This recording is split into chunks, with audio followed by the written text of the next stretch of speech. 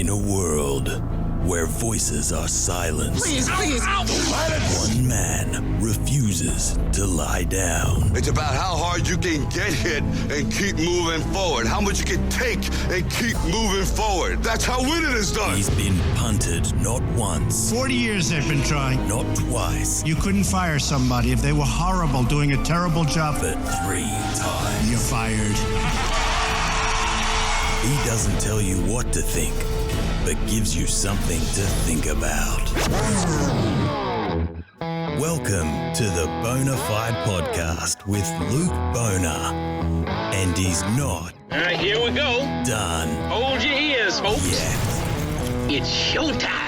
Well, g'day and welcome to episode 132 of the Bonafide podcast. It is great to have your company. My name is Luke Boner. Yours isn't. There is the millennial not wearing her brown jacket today, so I almost didn't recognise her.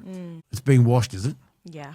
About time. But look, this whole thing only works if you jump in. So please get involved. Let us know what you think and tell us where you are, because I like to find these things out as well. Send us your thoughts to community@bonafidepod.com or leave us a voice message on 0291289311. And this is important. Remember to follow or subscribe to the show on whatever app it is you listen to. It does help us find new audiences. And a reminder, you can watch this episode on video on Spotify or, of course, on YouTube. And a big thanks to GME and Hughes Law for making this episode possible. Coming up on this episode, we're going to talk tech with Trevor Long and the very controversial $89 glasses that are being sold at Kmart and why the Greens want them banned. They say that these special smart glasses pose a threat to privacy and privacy issues. We're going to talk about that. Matt Canavan, we finally get him on, the leader of the Nationals, with a look at what's going on in the country through his eyes. And another politician, Green Senator David Shoebridge, on issues facing us today. And he will explain exactly why the Greens want these $89 glasses banned. And, of course, we wrap it all up with Truckie Tuesday with Rod Hannifey, the king of the Kenwood, and the win of the week with Belinda Hughes from Hughes Law. So there's a lot going on, something for everyone. So strap on in as we head down the highway. Can I just say, in your chat with Matt Canavan, you speak about Kate McGuinness and her controversial take on Gina Rinehart. At one point, Matt Canavan goes, oh, you know, this is the radical left promoting violence and all this type of stuff. And I couldn't help but laugh a little bit, only because, I don't know, I just think we're sensationalizing this a little bit too much. But I don't know how artistic she is in my taste. I mean, art is, is everybody's different taste. Trying to describe art, my dad once said, is like trying to dance to architecture. You can't. Yeah, exactly. And I think it's distasteful. It's not that's something all I'm that saying. I and would. She's hell-bent on hating Gina Rinehart. Well, and, a lot of people would say she's got a right to. I mean, it's pretty common knowledge that Gina Rinehart gets away with a lot of things because of her position and her wealth. She minimises her tax legally. That's exactly what Kerry Packer did. They were accusing Kerry Packer of avoiding tax. He said, I'm not. He said, if you're mad if you don't avoid tax, evading tax is illegal. I know, but Gina Rinehart also lobbies the government to not change those legislations. Look, that's a very good point. People who lobby with a lot of money, and Andrew Twiggy Forrest does the same with the other side of politics. Exactly. You don't donate a lot of money to a political cause without wanting something in return. She employs a hell of a lot of people that pay tax. God, she employs a lot of people. Anyway, let's let people hear what Matt Canavan has to say about all of that. I personally think that Gina Rinehart should have shut up about it because, as I said earlier, in an earlier podcast, she developed and created what's called the Barbara Streisand effect. Everyone saw it, that people saw it that weren't even bothered by it, wouldn't have even heard about it. So she did draw attention to it.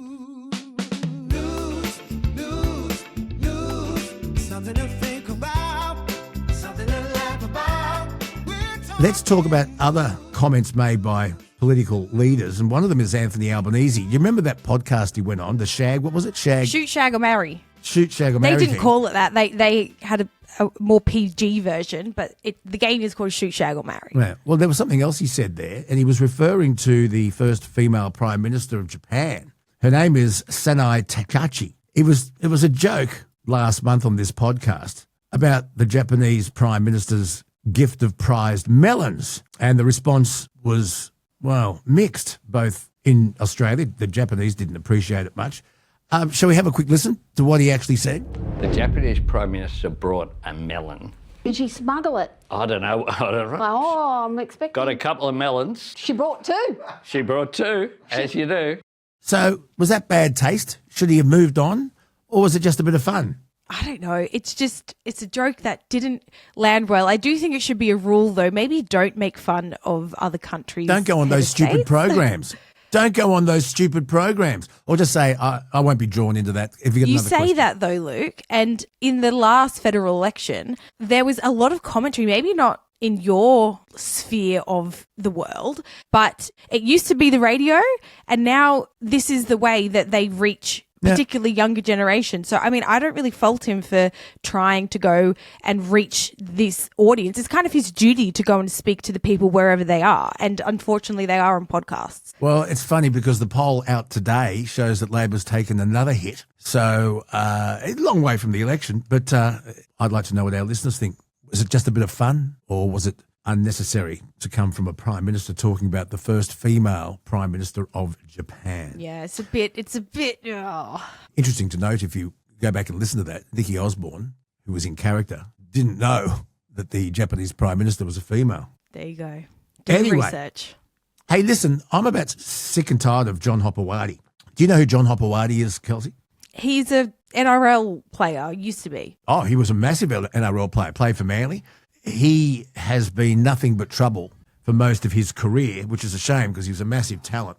But he's in trouble again for driving when he shouldn't. It's a serious driving charge, and he wants it dropped. And his defence is that he may have brain trauma because of his rugby league career. He's an ex-Manly player, and he also played for the West Tigers. You know why he became famous with the West Tigers, Kelsey?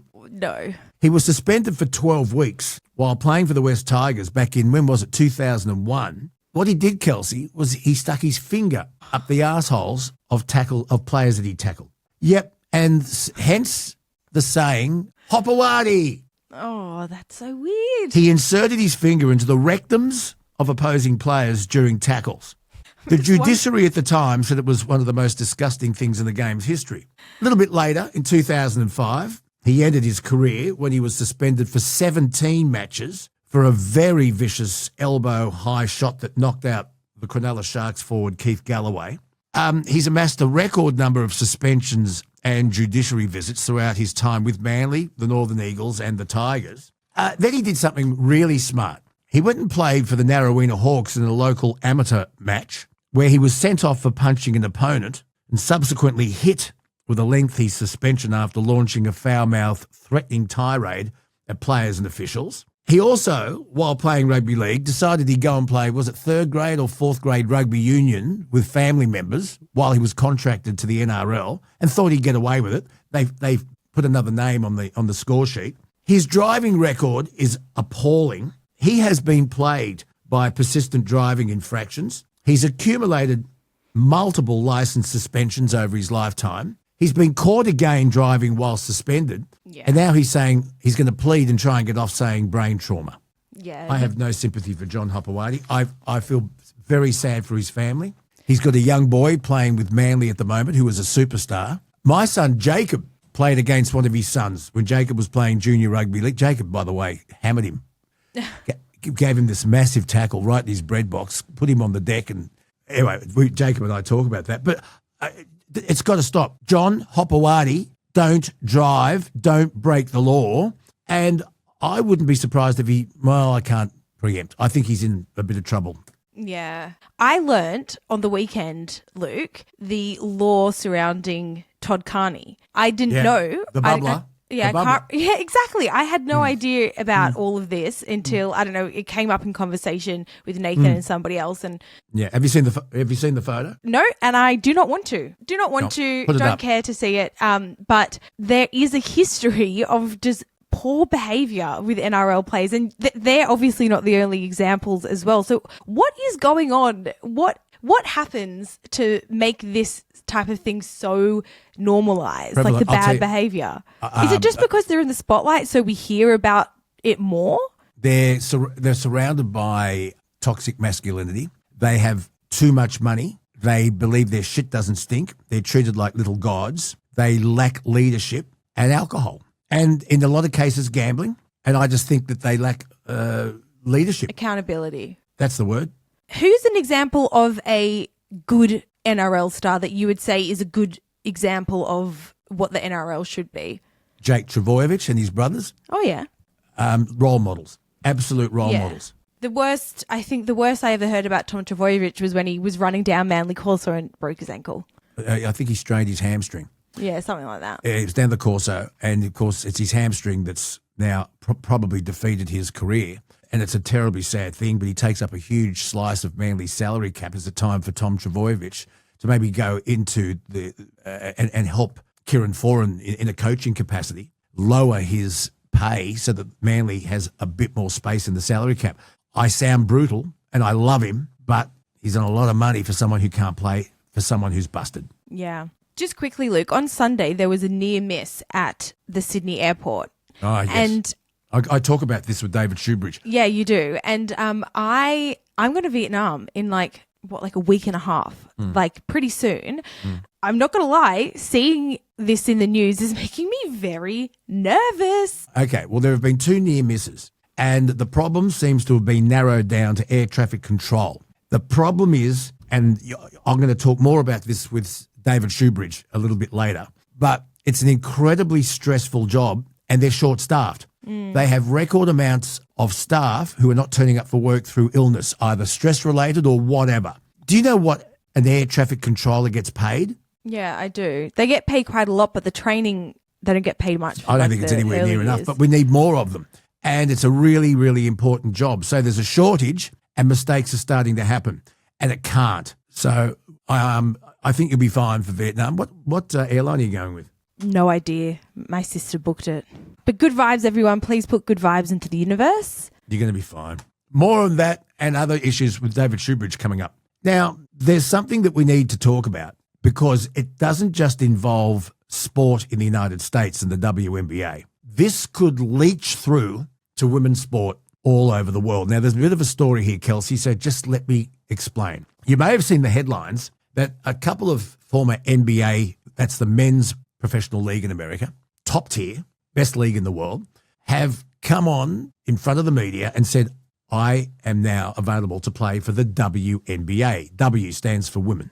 And are they being fair dinkum, or are they outlining and amplifying a real problem that's going on in the WNBA at the moment? I think the latter. You might remember that Caitlin Clark, who was not just a superstar of the WNBA, arguably the superstar of the WNBA, went to university in Indiana and now plays for the Indiana Fever. The WNBA was a shambles. The players were playing in front of nobody. They were attracting no eyeballs, no TV, and even the crowds, if you could call it that, weren't turning up at their games. 200, 300 maybe. Along comes Caitlin Clark, and she's a superstar. And there was a lot of jealousy in the WNBA because Caitlin Clark attracted a lot of eyeballs. Suddenly, people were watching the WNBA. We now go to one of her teammates, and that is Sophie Cunningham. Now, Sophie Cunningham has come out to talk about the WNBA and their policy of being diverse, even allowing transgender players into the league. Sophie Cunningham, and you can see what she said she hasn't got a problem with transgender people. She wants to promote love and diversity, but she's worried about the safety of young girls playing against men. All you have to do is identify as a woman, and under their criteria, you're allowed to play in the women's league. And she's saying men should not be competing against women in sports. As we speak, the WNBA are holding crisis meetings to try and define what the W in WNBA means. No one's saying we shouldn't be diverse. They're concerned that men, under the criteria of the WNBA, would be allowed to play against women. And we're not just talking about basketball. We are talking about swimming. We're talking athletics. We're talking about any other sport where men clearly have a physical advantage. That's what this is about. Now, when Sophie Cunningham got fouled, flagrantly fouled, the player that fouled her was ejected from the game. You can watch it 100 times. She coat-hanged her in the throat. Seriously dangerous. That player then posted on Twitter, white privilege. She's kidding. It had nothing to do with race. It's getting out of hand. Yeah.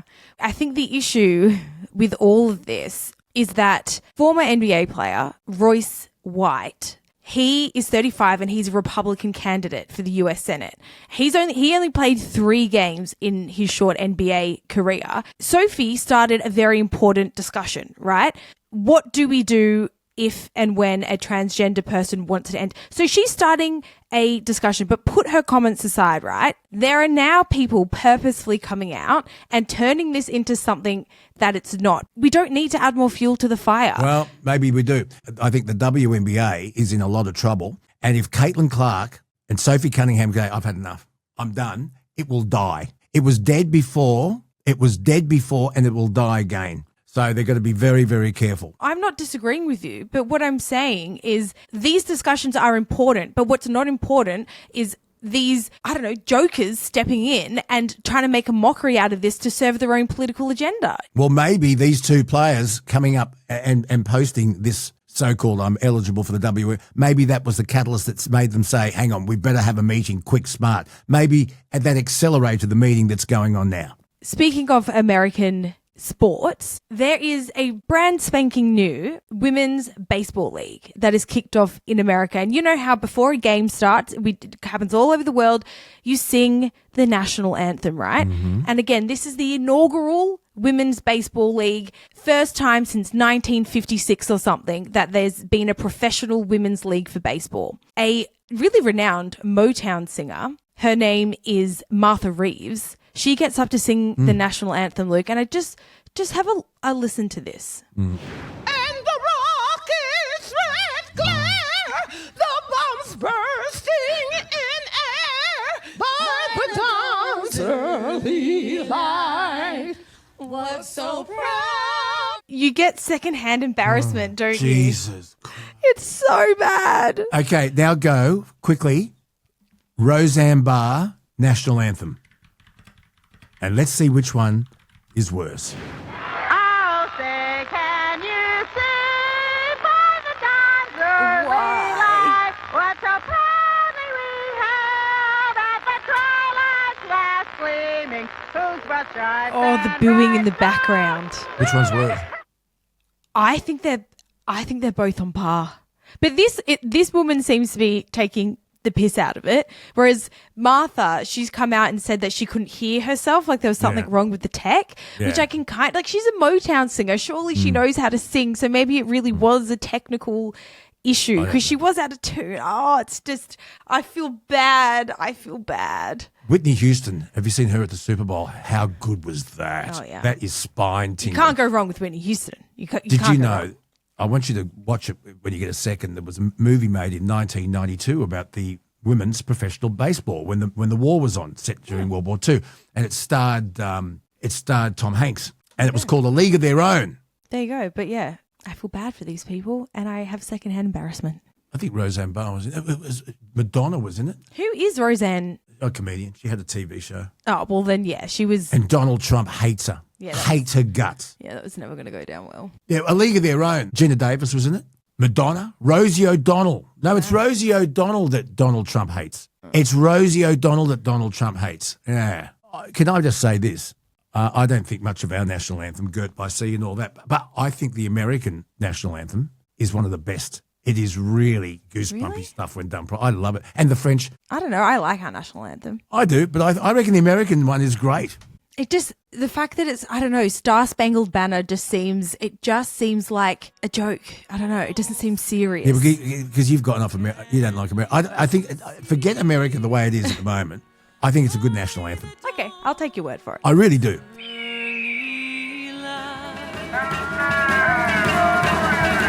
Now, we've got some listener mail. Yes, we do. So we've got a voicemail here from Mark. Hey guys, how are you? Mark, short-term listener. I only discovered you guys earlier this year. Mark. Just listening to the AI speed camera statement that James Glisson was making on your show, I think it last week. Truck driver. James Ward. Every It was state James Ward. Currently in the Northern Territory on a show. heading back to Melbourne. Biggest problem with raising the speed limit for cars are the people who, even though the speed is 130 kilometres an hour or is 110, 130 in the Northern Territory, 110 in most other states, or 100, you get the drivers who sit in the right-hand lane and who refuse, and I mean refuse. You be on the M1 in Brisbane, going between the Gold Coast and the Sunny Coast, and they'll sit in the two right-hand lanes doing 95 Ks. So the trucks who are time limited to being able to get from point A to point B cannot get there because we're not allowed in those two right-hand lanes, and if you go out there, you get booked. So giving the drivers a larger speed limit is not really the answer. The education of keep left, which all those signs seem to have disappeared off the road, especially these main roads where keep left unless overtaking. Or the police getting out there and booking these cars that are doing 85 and 90 Ks in 100 and 110 zones. Yeah, we've been saying that. He's a new listener, because if he was an old listener, he'd know we've been rabbiting on about that for ever and ever. It is the most frustrating thing when someone doesn't keep left unless overtaking. We're with you. More signs, bigger fines, I don't know. But it is a massive, massive issue. Now, we've got an email from Adrian. Yes, we got an email from Adrian, and this is what they say.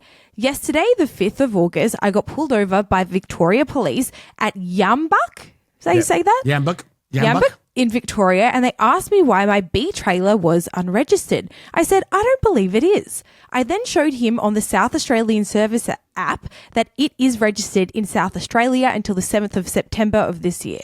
He said, okay, let me go do a few more checks. He returned and said, unfortunately for you, our system shows it is unregistered. I asked where we now stood. He asked if I had a receipt of when I paid, which I couldn't produce at the time. He then issued me a fine for $1,882 and explained I could apply to have it reviewed once I could show proof of it being paid 11 months ago. The officer was very down to earth and simply doing his job and was as perplexed by this as I was. He then explained if I was to register it on the spot, I was free to go. Luckily, it was due next month, so the app would allow me to register it prematurely. So I was now registering a trailer that was already registered so I could go on my way. I'm now left with the task of getting the fine reviewed and hopefully revoked, all because of some database somewhere that has stuffed up. As an owner driver, this is the stuff that makes us wonder why we bother trying to keep Australia moving. That's from Adrian. Belinda Hughes, we'll forward that to her. All right, now we got this voicemail from Brett. Hey guys, it's Brett from Brisbane. Hey, look, I'm with Kelsey in regards to self-serve checkouts. Bit of a backstory. When I was 15 years old, typical teenager, I didn't have a self-serve checkout back then. I'm going to say had to go through the checkout, and unfortunately I knew the checkout person. I was buying a box of condoms, and that was the most awkward interaction ever. Probably not as awkward as 3 years later going through my bedside drawer, though, and finding out that the unopened box of condoms had actually expired. Go me. But yeah, I'm absolutely with Kelsey. I'd rather a self-serve checkout when the time suits me. The older I get now, I'm 35 now, so that was a while ago. The older I get now, though, you know, I don't mind chatting to old neighbours behind the self-serve checkout that's been at Coles for the last 35 years. But I think we all have those times where we just need everyone to be quiet. We need our own space, and we just want to do our job and bugger off home. So, yep. I'm taking that as a win. I'm taking that as a win. Yeah. He didn't mention shoplifting, though. He might not have heard what you had to say about that. But it could have been worse. He could have gone through the checkout with the checkout person there. We've got a box of Trojan condom. Price check, please. Trojan extra small. Extra small in checkout number 5, please. Yeah. Price check. Yeah, but haven't you ever needed to buy something like slightly embarrassing and just gone, oh, thank God there's a self-checkout here? No. All that embarrassing stuff I have to buy is from the chemist. Moving on. We got this message from Jamie. Hi, Luke and Kelsey. I know it's a bit late, but this will be my song at my funeral. Well, not quite a song, but music. The Trio by Ennio Morricone. Or Morricone. Morricone at the end of The Good, the Bad and the Ugly, when they're at the cemetery before the gunfight. As the music quickens, you sense the end is near. I feel like that's a great funeral song. It's very Quentin Tarantino, isn't it? Yeah, but it's good, though. It's a very cinematic way to say goodbye to life. It's not doing it for me. Really? I really like it. That's on my list. Okay.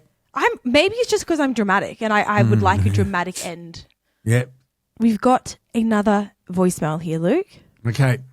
Yeah, Luke, Adrian Press, transport operator. I'd like to have you on here, mate, about this absolute bullshit on the industry, mate. It's absolutely killing us with the fuel, the fines. Mate, all we want to do is make a living. Where do we start? Where do we stop? Well, that's another good one for Rod Hannifey, so we'll get Rod's thoughts on that next Truckie Tuesday. But he's voicing the frustration we all heard at Casino. Coming up, leader of the Nationals, Matt Canavan. It's the Bonafide crew, talking truth from the cab, stories from the blacktop. Well, it's been a little while since we've had the Nationals leader, Matt Canavan, on the podcast. It's about time we got him back. He's been very busy, but he's given us a few minutes today. Matt, welcome back to Bonafide. Great to be with you, Luke. Matt, I, as you know, speak on a regular basis with David Littleproud. I put it to him last time we chatted about the coalition, or the possibility of the coalition having to work with One Nation in order to get a Conservative government back into power.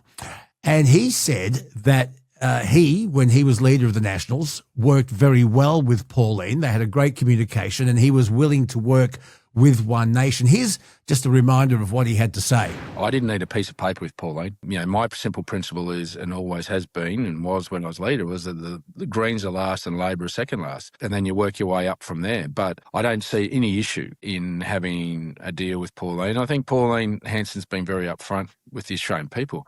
Matt Canavan, what do you make of working with One Nation? Are you, in fact, as a Conservative politician, duty-bound to work with One Nation to oust Labor?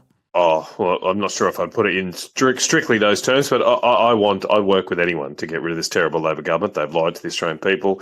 They've mismanaged the Australian economy. Our property markets are lacking all confidence now, the most important asset Australian people own.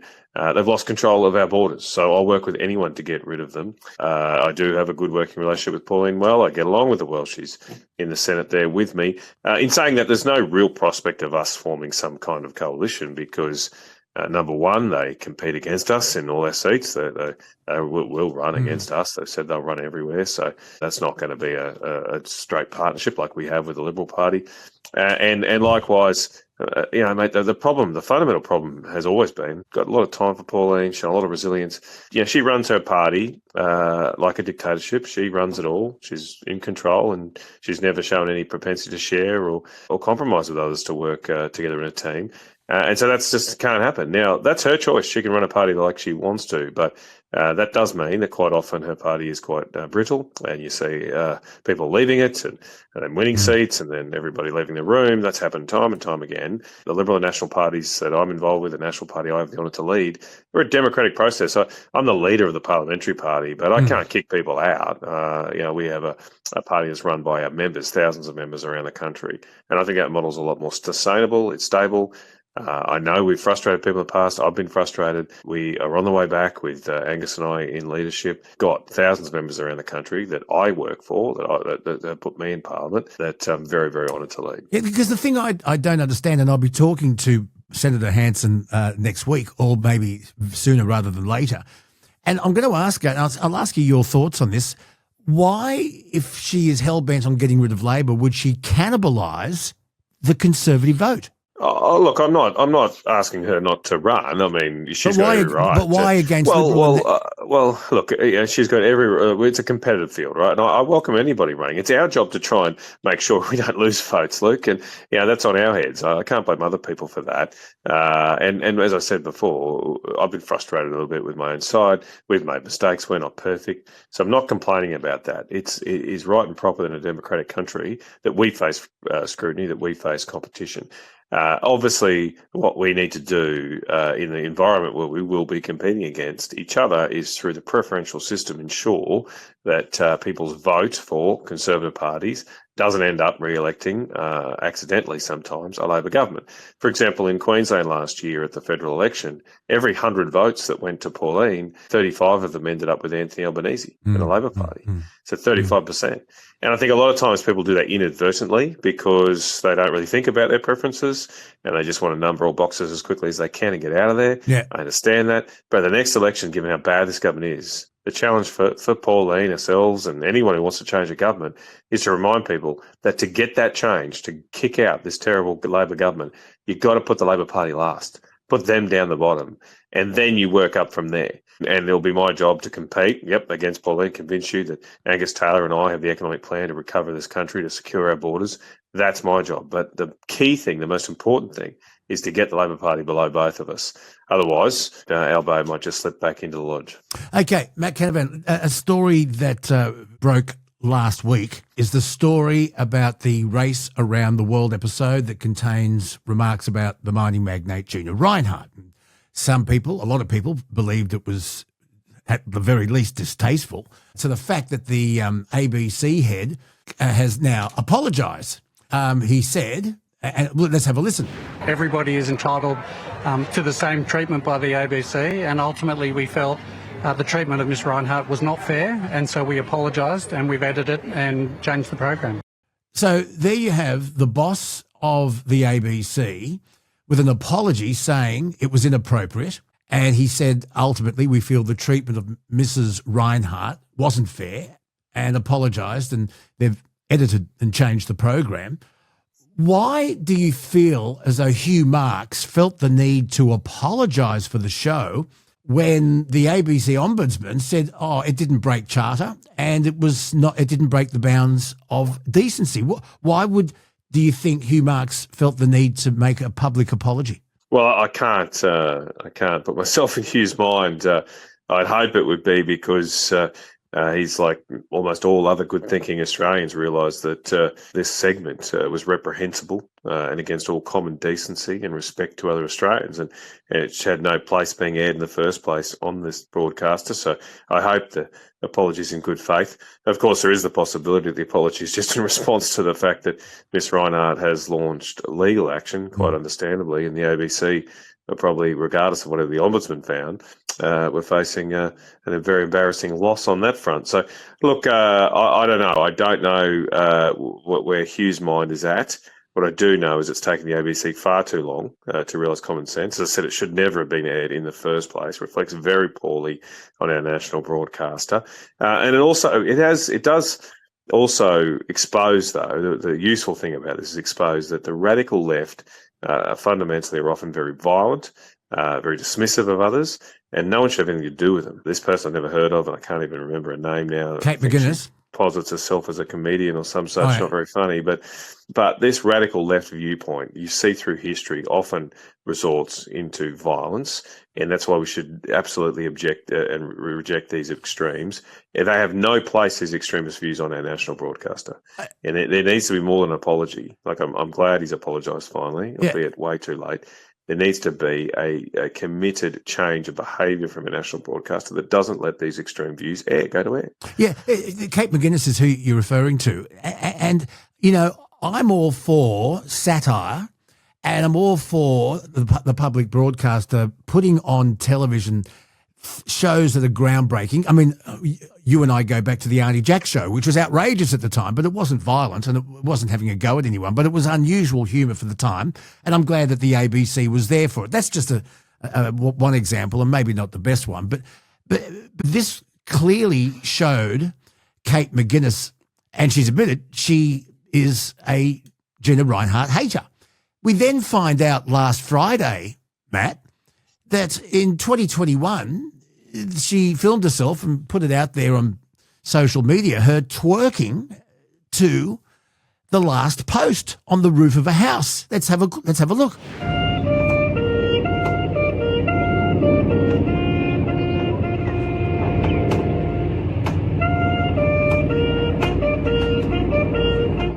Now, I don't know about you, but the last post is sacred to me. We hear it probably, most of us, twice a year, Anzac Day and the 11th of November, Armistice Day. She felt that it was funny and satirical to twerk to the last post and post it. I don't get it. Yeah, look, I hadn't heard or seen that before. Raises questions about what diligence the ABC did, though, before they let these people on air. Look, it's a free country.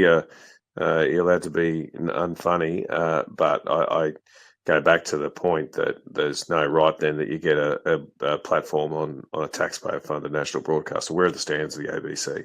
So I don't want to spend too much time on this comedian who I don't find too funny. Who cares? But the issue here is the national broadcaster should not be partnering with people like Okay, this. so They need to be held accountable. what is the ABC charter? Because this has been a bugbear of mine as a broadcaster for many, many years.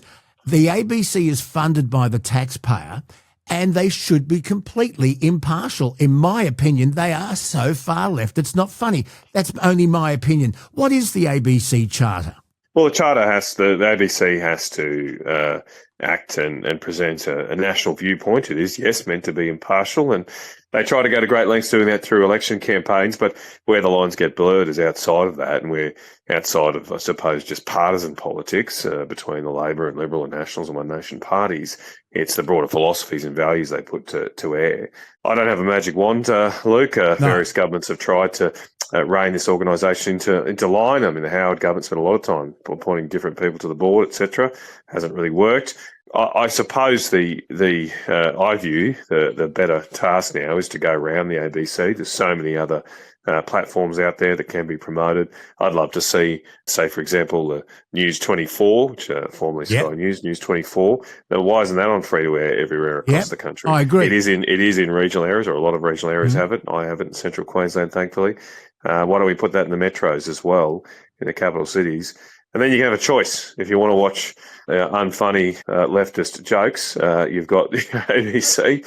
If you'd like a bit more of a diverse opinion, a bit more mainstream opinion, I'd suggest, you'd have News 24. People can make their own mind up. But last thing on the ABC, Matt, because there's one more important thing I want to talk to you about. And I know you're in a hurry, so I appreciate it. But so the ABC taxpayer funded, SBS too, but SBS also runs sponsorship and ads.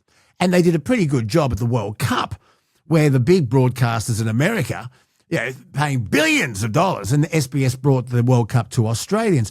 Should the ABC be defunded and let them run ads and sponsorship? And those who want to watch it can subscribe. Yeah, I think the sponsorship idea is something, the advertising is something you could consider. Keep in mind the opposition to that, though, generally has been from mainstream media, because the advertising market is shrinking, and your 7 and 9s. And I'd suggest probably the mastheads as well aren't too keen on a public organisation competing for those advertising revenues with them. Secondly, it's not going to raise enough money from advertising, just as SBS. SBS is not self-funded. It does require still public funds, and so you'd still be in that boat with the ABC. And look, I do think the ABC should do, and it does do, but should do more of the good things it does do. It does provide good local news content in country and regional areas. That's becoming more important because the economics for commercial media have fallen off a cliff in recent years. So for people like me who live in a country town, I need the ABC to be providing that local news. I think it could put more resources into that. I'd love to see that, but I don't want it to disappear. Let me ask you another thing. This was something we had a great discussion on 2GB last week, and I'm dying to know your thoughts on this. In Ohio, the lawmakers, the Democrats, have decided that there's a hell of a lot of young voters, possible voters, who are 16, and they're looking at making the voting age 16 on state and local issues, obviously not federally. And I noticed that the Greens also played with this idea back in 2018, lowering the voting age in Australia to 16. Matt Canavan, what do you think of this?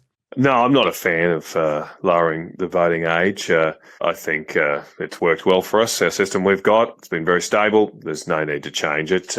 I think, getting to 18, you get a number of things. You can get alcohol, you can go to a pub and casino, and that's a decent enough age to determine the vote as well. So if you say a 16-year-old is adult enough to vote, then you'd have people arguing, well, they're old enough to drink. Of course, there's all those sort of things would come into effect. And yeah, look, I just don't, I think this is often a distraction. It's often raised by left-wing groups because they feel that the young people might vote for them more than right-wing. They were going to do this in the UK for that reason. Yes, but that's right. Then they did a poll and it showed that actually the 16, 17-year-olds were more voting for Nigel Farage, and they seem to have shelved the idea. Matt, last thing, and this goes back to a story I covered on Channel 7 Sunrise on Friday. It turns out that there was a first home buyer loophole that the government didn't see coming.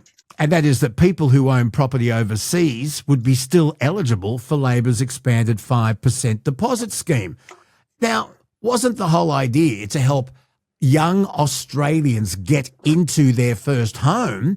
And they didn't see that the loophole was there, that you could own property overseas and still be eligible. Oh, it's just, it beggars belief that the government could not see this, to have to be alerted to it by ourselves. We've known this for some time, been raising the alarm bells about it. Hopefully this loophole gets fixed. The problem will be, of course, enforcing it, because the other issue we've got with this scheme is that the government has offered it to permanent residents, and around 50,000 of them have got access to this. And our view is, if you're not an Australian citizen, you shouldn't be getting this kind of government welfare, taxpayer-funded welfare. And obviously that cohort of permanent residents are more likely to own property overseas, because generally they've come from overseas before getting PR, and it's just going to be very hard to enforce, because how are you going to know? We don't have access to title registers in other countries, of course, and so someone could just as easily, as a permanent resident, say, yeah, sure, I don't have property overseas, and they're a 45-year-old bloke and getting a first home buyer's deposit. I mean, scheme, it is ridiculous, and that's why what we'd do is just say, look, let's just reserve this to Australian citizens. And in that case, it's unlikely you're going to get this type of fraud occurring. Let's ask our listeners, 0291289311. Please leave a message. Matt Canavan, I know that you're busy. You've got to go. Thanks for giving us a bit of time on Bonafide again, and can we catch up again? Easy. No problems, Luke. Enjoyed it.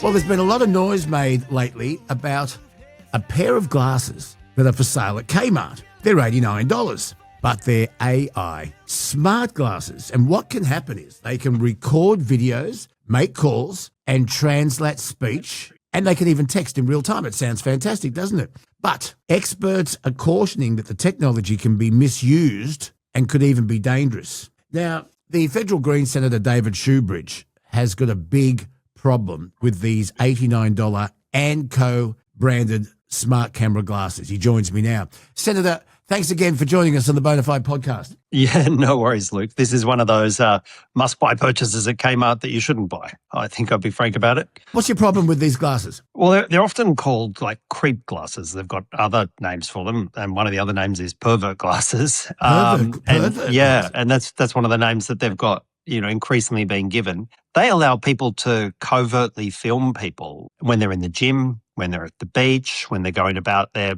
sort of daily life. And it's a thing that's sort of happening now increasingly at scale around the world in countries where, like the US and to some extent in Australia, because no one can see your recording. No one knows if you're, at the gym exercising, whether the person next to you, whether they've got their, their standard glasses. And I'll just, for the record, these are dumb glasses.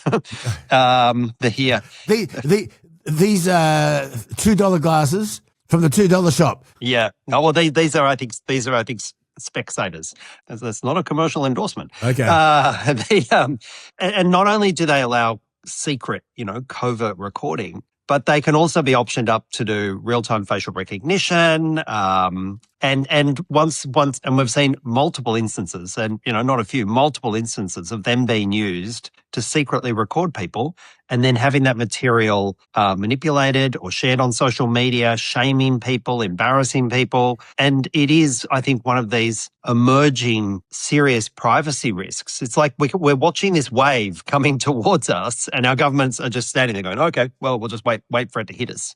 And we should do something about it now. Is it kind of like when the e-bikes and e-scooters came out, they thought, oh, this is a good idea. It's green, it's clean, it's great. And then all of a sudden, hang on, we better legislate some of this because they're dangerous. Is it kind of like that? Yeah, only on a like, what are these for, right? Now, there is a limited use case for people with visual impairment, who I think this could be, really beneficial for people. Like, there is a limited use case for them. Maybe in some workplace situations, if you're, say, a quantity surveyor going onto a building site and you've got some software in them and it lets you sort of work out in real time, how much materials are here, etc. I mean, there are limited use case for them, but they should be in very controlled environment, and the people around you should have to give their consent to it, and they should have to permit it. Because I don't know about you, but if I go to the gym, I'm not packing, David Pocock weights when I go to the gym. I don't want someone recording me next to it, sharing it on social media. I don't want women at the gym having their efforts at the gym recorded and shared on social media. If I go to the beach with the family, I don't want someone next to me or walking past me covertly recording me at the beach and then uploading it on social media. This isn't the way our society is meant to work. And this is, like, it's not me saying this, pretty much every privacy expert says this is a wave coming towards us and we should do something before it hits. So what's the government saying? It's actually laughable, Luke. It is actually laughable. We've been speaking about this now as it's become more and more apparent over the last few weeks. We've been talking about a fair bit on social media, talking about with other media outlets, and we've been connecting with those privacy experts. And there's been polling of the public. And, a third of people want this banned. More than 2/3 of the public are deeply concerned about it and want something to happen, right? And guess what the government has done, Luke? See, if I'll give you... they did it last night. This is the big move from the Labor government. Guess what they did? Do you tell me? You've got to do one guess. They're going to look into it. They're going to have a committee that will look into it? No, not that extreme. They sent a letter. The Attorney General sent a letter to the Privacy Commissioner, and in that letter, the Attorney General said, I think this is quite worrying. Paul Keating once said he felt like he was being slapped with a wet lettuce leaf. Is it kind of... Yeah, I mean, it's like... The Privacy Commissioner is statutorily responsible to the Attorney General, right? The Privacy Commissioner can go and have a look at this. We don't have a government to send letters to themselves when there's a problem. I mean, that's not what I think government's for. It's not about, hey, we've got a problem, we'll get one minister to send a letter to the Privacy Commissioner. I mean, it's a joke. What we should be doing right now is we should put an import ban on them. Until we work out what rules and regulations are needed so that they can be safely operated in the country. What if they were labelled? Because you don't know that they're smart glasses and you don't know if you're being looked upon, perved upon or recorded. But what if if it was mandatory to have a big label so that people knew you were wearing these glasses?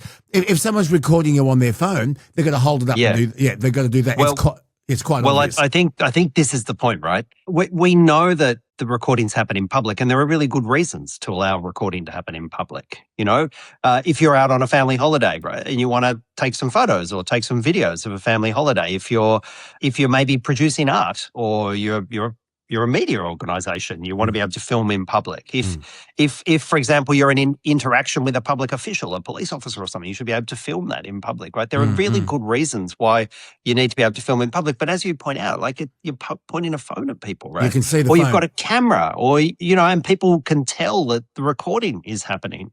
Yeah. And this is totally different. So Meta have a version of this, not the Kmart version. And I'll be honest, I think probably half my kitchen is probably Anko in one way or another.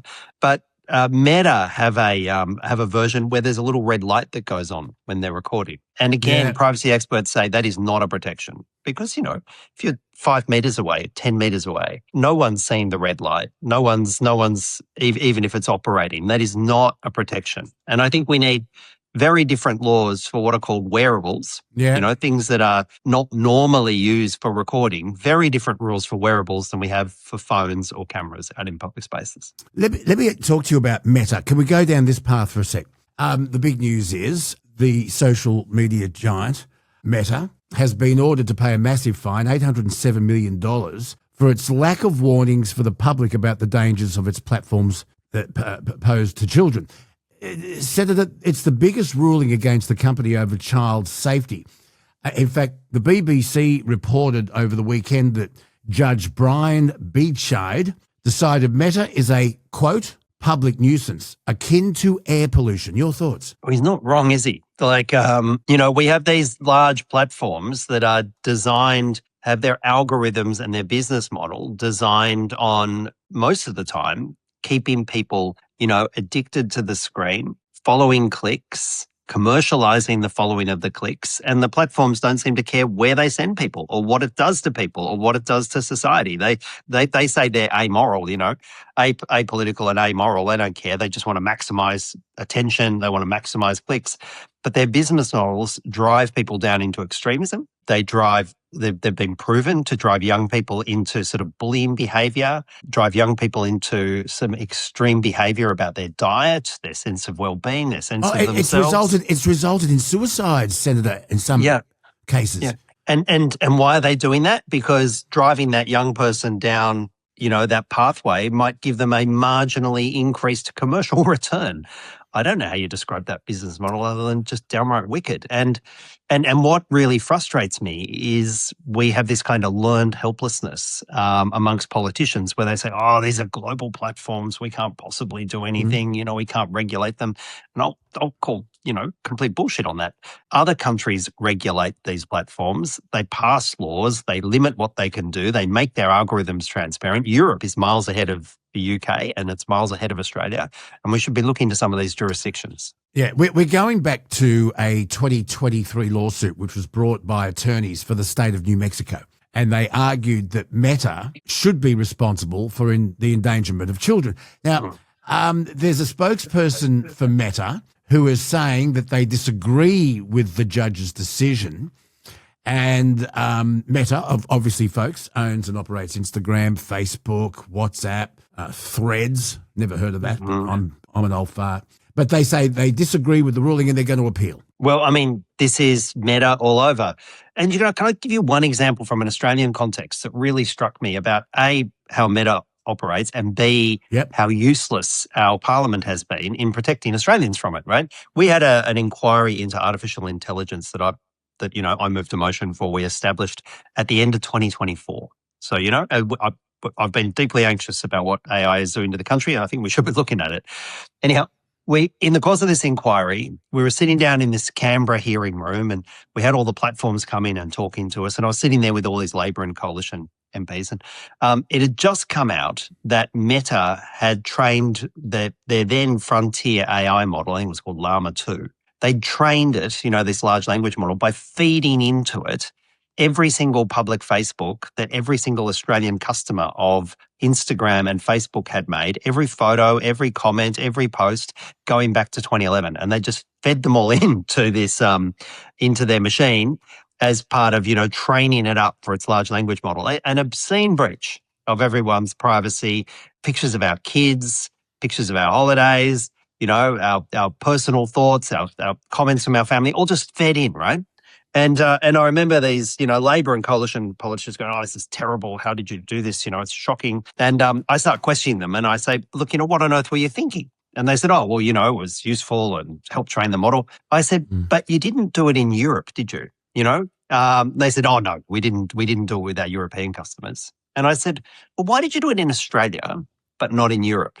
And they said, oh, well, we couldn't do it in Europe. There were laws against it. Yeah. And I'm looking at these politicians, right, Labor and the Coalition, who've had the numbers in the parliament to pass laws to protect our privacy for, since Gough Whitlam was a kid, right? They've had the numbers to protect us. They're all there outraged by Meta's behaviour. None of them are outraged by their own failure to pass laws to protect our privacy. And, we can do this. We can pass laws to protect us from Meta. We can pass laws to keep kids safer.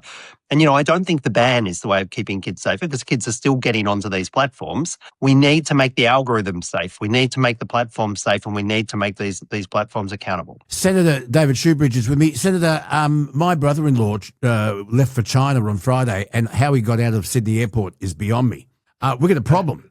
More than 100 flights out of Sydney Airport were delayed. Why? Apparently staffing issues, David, within the air traffic control tower. The air traffic controllers, Air Services Australia, is saying that Friday morning's issue has now been resolved. But David, this is a real worry, not just because of delays, but obviously it raises safety issues as well. Your thoughts? I mean, I can't think of a more stressful job, right? than being responsible for ensuring, these incredibly dangerous, fast-moving machines full of people and fuel that are zooming through the air in 3 dimensions safely land and safely take off and navigate that airspace. I mean, thank God we have people willing to do this, and it's an extraordinary job that they do, keeping us safe. Yeah. But we should be resourcing that properly so that they are not exhausted, so that they can properly run their shifts, so that there's a little bit of fat in the system. And yes, it is terrible that flights were delayed.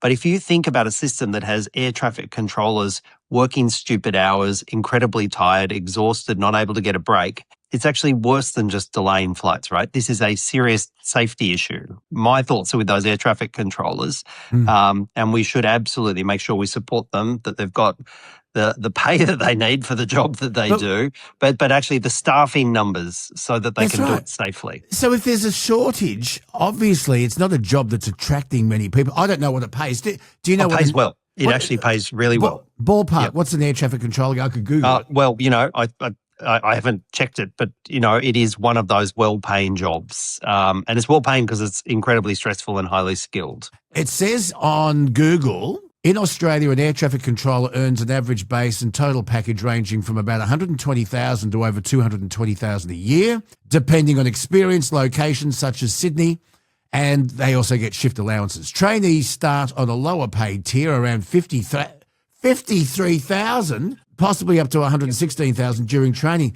David, that's not a hell of a lot of money when you consider what a pilot or what a captain of a big ship earns or what captains of industry earn. Gee whiz, maybe... Do they need to raise the pay to attract more people? Because obviously they're not training new people if there's a shortage, and that's leading to safety issues. Well, one of the consistent things we see across the labour market is the lack of entryways for particularly people entering into the job market, whether they're graduates from uni or otherwise. The pay that we need to give people to enter the job market so that they can afford to live in somewhere like Sydney needs to actually be fair. And so I do think 220 grand, that's actually a plus more with shift allowances. That's a fair salary, but 57,000 for a trainee probably explains why the numbers aren't there. Yeah, that's an insult. And do you think an air traffic controller, do you think their job's more important than a public servant in Canberra? Oh, look, I think we've spoken before about the obscene wages that public servants get. I sit there in Senate committees and the public servant's on the other side of the desk from me, and I get paid handsomely as a senator, right? I get a very fair wage, but I'm sitting there with like assistant secretaries, deputy secretaries, they're being paid 2, 3, sometimes 4 times what I get paid. And it is I cannot work out that is. Why should someone be paid, $1 million to be working for the public? If you want to work for the public, you actually get some value out of working for the public, right? You're actually working for the public good. Your values should be aligned with that work.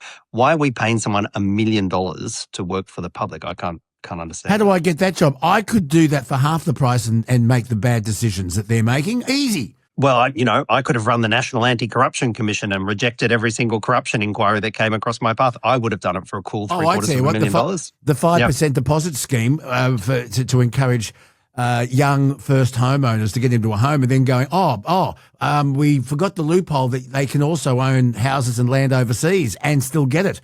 Yeah, well, what about you could run the Australian Submarine Agency, responsible for nuclear submarines. You could be responsible for 0 submarines for the next decade and get paid $750,000. See, I could do that. I could do that. Just quickly, I know you got to go. But I've got to ask you, there's a backlash, obviously not coming from many conservatives, some, certainly not from One Nation, about the relationship Pauline Hanson has with Gina Rinehart. Now, I think anyone can be friends with anyone. Obviously, Gina Rinehart and One Nation leader Pauline Hanson, they share a close, high-profile political alliance, and they've become friends. And if every single cent that Gina Rinehart gives Pauline Hanson and One Nation to help her on her way, if every cent is declared at the pecuniary interest role, why do we have a problem with it if it's completely transparent? You have a problem with Gina Rinehart donating money to One Nation. I have a problem with billionaires buying politicians and buying policy. Of course, I have a bloody problem with that. I mean, by all means, declare it, but that is hardly the solution. New South Wales, for example, state politics, there are caps on how much any corporation or person can give to politics. It's about 10 grand. And the idea being that no one powerful corporation, no one powerful individual can literally buy a political party. Now, maybe Gina Rinehart just loves democracy. Maybe she just goes home at night and says, I just love democracy. I just love this contest of ideas. I don't think that's true. I think Gina Rinehart is a hard-headed businesswoman. I think that's how she runs her corporation. That's all the evidence for how she runs her corporation. She wants to maximize profits and maximize returns. And it turns out that for a fairly small amount of money from her side of the record, 3 million here, 4 million there, 10 million here, doesn't really matter to her. She can basically buy the political favours of not just one nation. She's happy to spend that money on the coalition. She's happy to spend that money on Labor, wherever she thinks she'll get the best return for her money. And we should not let billionaires buy politicians, buy political parties, and at the end of the day, buy policies that means they get taxed bugger all, they have obscene wealth, they increase their obscene wealth at the expense of the rest of us. That should not be happening. They employ a lot of people, but that's not the point. Do you think great, but they should be able to buy politicians. Okay, do you think rich beneficiaries, I'll use Twiggy Forrest, who's on the other side of the political fence, he is very, very generous towards the Labor Party. Do you think these rich beneficiaries are actually buying policy? Of course they are. These are smart business people, and they've worked out that in an Australian context, for a handful of millions of dollars, which for billionaires like Twiggy Forrest or Gina Rinehart, that's just a rounding error for them, right? But with $5 or $10 million, they can literally buy the politicians and they can buy policies. You want to know why we don't have a tax on gas exports? It's because a bunch of people like Gina Rinehart have bought that from politicians. You want to know why we continue to pay $10 billion a year for diesel subsidies for the likes of Gina Rinehart, and meanwhile everyone else is paying, I don't know what it is, 60 cents a litre in excise. You want to know why individuals are paying it and billionaires aren't? It's because billionaires buy this from politicians. It's as simple as that. Do you think Pauline Hanson is just bright-eyed, rabbit in the headlights and just overwhelmed by Gina Rinehart, or do you think she's naive? No. Pauline Hanson has a long history of making money out of politics, right? That's what she does. She's taken profits out of politics when you could take profits out of politics. You can see the way in which she lives a life based upon the money that she's getting from politics. One Nation is like a corporation that is out there making money for the shareholders in One Nation. You don't think Pauline Hanson genuinely cares about this country? Oh, she may well care about this country, right? You can care about the country and also use politics to make money for yourself. You can do both those things, and you should not be doing them both as a politician. And, and I'm not just talking about her income as a senator. She almost never turns up to vote, right? She never is there doing her job as a senator. So I reckon if you're paid as a senator, you should turn up and vote. You should turn your mind to the policies that are being decided by the parliament. She doesn't do that. She's out and about being whatever she wants to be, receiving an incredibly generous public wage for that, not doing that job, and out there running her One Nation corporation. So that doesn't mean she can't, in her own way, have some genuine connection in politics. But I'm not going to suggest that she's some sort of simple, naive person. I think she's a clever woman. I think she's worked out how to make money out of politics. I think she has worked out that you can have connections with people like Gina Rinehart. I think she's worked out how the corporation that is One Nation can make money for her and her friends. I think she's smart, but I don't think that's good. I'd like to be friends with Gina Rinehart, I'll tell you that. Anyway, Gina hasn't bought me a plane, and she's not offering my party money because my party wants to tax Gina Rinehart. We want to tax her, and we want her to pay a fair share of tax so that we can have public education and public health and roads that work, and we can fix potholes. We don't think she should have such an obscene amount of wealth while other people don't have a home. That's our view. I will say that Pauline Hanson is insisting vigorously that she has not touched 1 cent of the One Nation $5 million war chest that was created by donations from Australians in that viral fundraising campaign, Fire the Liar. And every single cent will be transparent and put on the pecuniary interest register. So there we are. Well, I mean, just Google her and Google, Pauline Hanson, history, money that One Nation has received. Have a look at whether or not any statutory authority has had a problem with it. I'd invite people to do their own research. You don't have to believe me. Well, that's do your own research and have a look into it, is what I'd say to anyone listening to this. Well, an old colleague of mine, Graham Richardson, once said the mob will always sort you out. So we'll see what the Australian people have, see if they can make up their own minds. I'm sure they can. You've given me more time than you said you'd be able to, so I'm very, very grateful, David Shoebridge. All right, Senator David Shoebridge, again here on the Bonafide podcast, always giving us something to think about. Cheers. Thanks, man.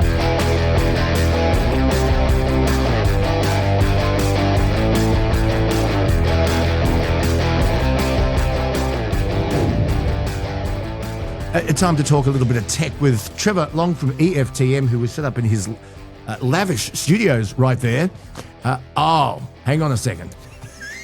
Hang on a second. Am I being recorded? Well, of course I'm being recorded.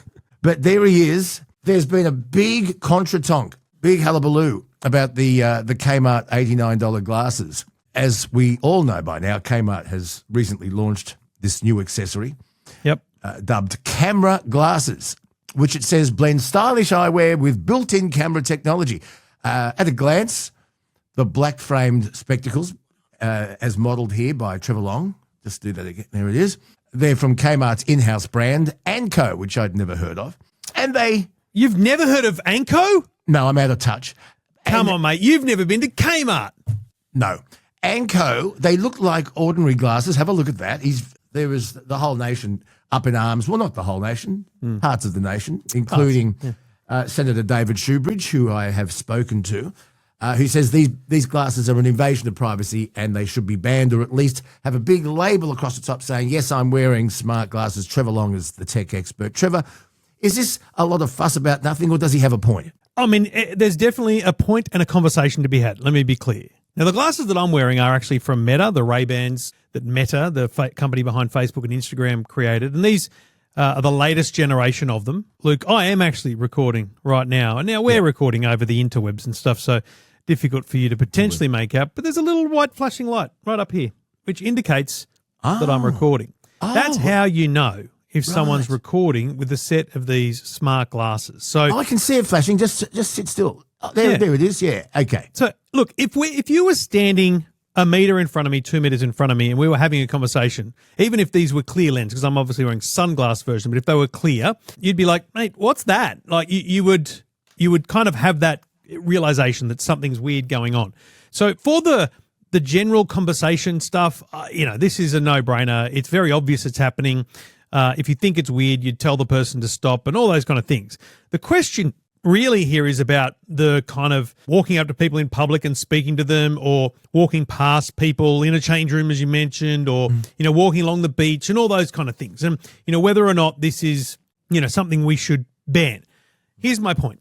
How do you ban it? What are we banning? Are we banning glasses with cameras in them? Or are we banning photography in public? You Ray-Ban it, you idiot. But Luke, here's my number one point about this, right? Oh, we've been talking for 30 seconds. You think that I'm recording you on these glasses because I told you I was. But for this entire time, I've been holding my phone here in my hand, right? And you don't know that's not been recording that whole time as well. You have no idea. We've been carrying around these things, these phones, for a decade or more, and there is no indication. I've only seen one phone. It's called the Nothing brand, and I love this. On the back, it had a little red light. And when the video was recording, it would flash. Yes. Not because of privacy, but because it's actually a kind of standard feature of cameras over the years. A recording video camera is that the red light's on. We're on. The red light is on. We're on. And they included that as a kind of fun feature. You have no idea if someone is taking a photo of you now, anytime, holding it. It could be in my top pocket. It could be sticking out of your handbag. There are cameras everywhere. You can go on Amazon right now and buy a camera the size of your thumbnail that can record. Yeah. So what are we banning? And it's not Kmart, it's not Meta, it's technology, right? So if you're going to have a conversation about this, you've got to have a conversation about photography in public or, the right to privacy and that kind of thing. There's a country, I think it's Dubai, the United Arab Emirates, where it is illegal to video or photograph someone in public without their written or approved consent. And look, you know what that stops? Paparazzi. Stops paparazzi, stops anyone from doing any weird stuff. It gives people the freedom, not in the UAE, to be, completely free on the beaches and things like that. But certainly, if photography was banned in public without consent, then there'd be a whole different approach to, public display, I think. For people that talk about these glasses and creeps on the beach, let me tell you right now, if I walk down the beach wearing these, taking a video or photos, and there's women in bikinis and men in Speedos, you know what? The quality of images are from this, they're good, but they're nothing like they are from a smartphone, which I could easily be walking down the beach, carrying and holding and recording all the time in 4K or 8K. And they are nothing on a camera with a 600mm lens that you could be sitting up on the headland, zooming down onto the beach and completely legally taking photos of men and women sunbathing and swimming. So, what are we actually upset about here? That's what we've got to work out before you work out what you legislate. They're $89, these glasses from Kmart ones, yeah. The Anko, popular brand. I'm a big fan. Look, mate, I'll just bring you into the common man territory here. Vernacular, yes. Anko is Kmart's rip-off brand. So anything that it's their cheap brand, it's their house brand. So it's like the old black and white, sugar or whatever you used to buy at the supermarket. Black and gold. Sorry, yeah. So you go to if you go to Kmart and buy an Anko toaster, it's going to be a $12 or $15 toaster as opposed to buying a Smeg one for $100, right? So yeah. And by the way, if Kmart have been able to find a factory in China to make glasses labelled Anko, then that same factory is definitely selling those glasses to some Joe Blow with his own brand idea, and he's going to sell them for $15 on Amazon and on Temu, and this is the thin edge of the wedge, without any question about these glasses. Do you remember back in the you wouldn't remember the 60s, I do, but the 70s, and you get your Casper or your Archie's comics, and at the back were all the ads. There was the bull worker, there was your sea monkeys, and there was your X-ray glasses. There were these X-ray glasses. I wonder how the Greens would feel about them. Do you remember the X-ray glasses? And did anyone buy them, and did they work? No, they never worked. Let's be honest. Do you remember that? Yeah. I mean, the concept of X-ray vision has been long in childhood comedies and comics for a long time. Like, it's a cool thing, right? The idea of Superman being able to see through walls and stuff and all that kind of stuff. It's fun. The challenge with the Greens is they struggle to articulate policy, right?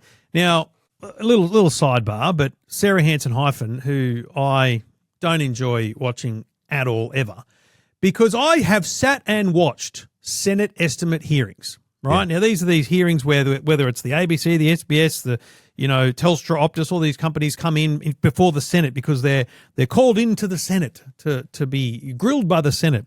The idea of these hearings is to find out information and make legislative suggestions or decisions based on that. The one that bugged me most before even this smart glasses one, but it's in this same week. There's a Senate estimates hearing into gambling reform at the moment. Sarah Hyphen is on Instagram, and all she wants to do is sit up as the chairperson of these committees and make Instagram reels. She's not actually trying to make progression of public policy. And the example was she put up this video of some bloke from the Sportsbet or wherever, and she's saying that someone was allegedly accused of having stolen funds, and they said $1,000 cash stolen somewhere, and they put it into their Sportsbet account. She's like, how many dollars that's deposited into Sportsbet are from stolen funds?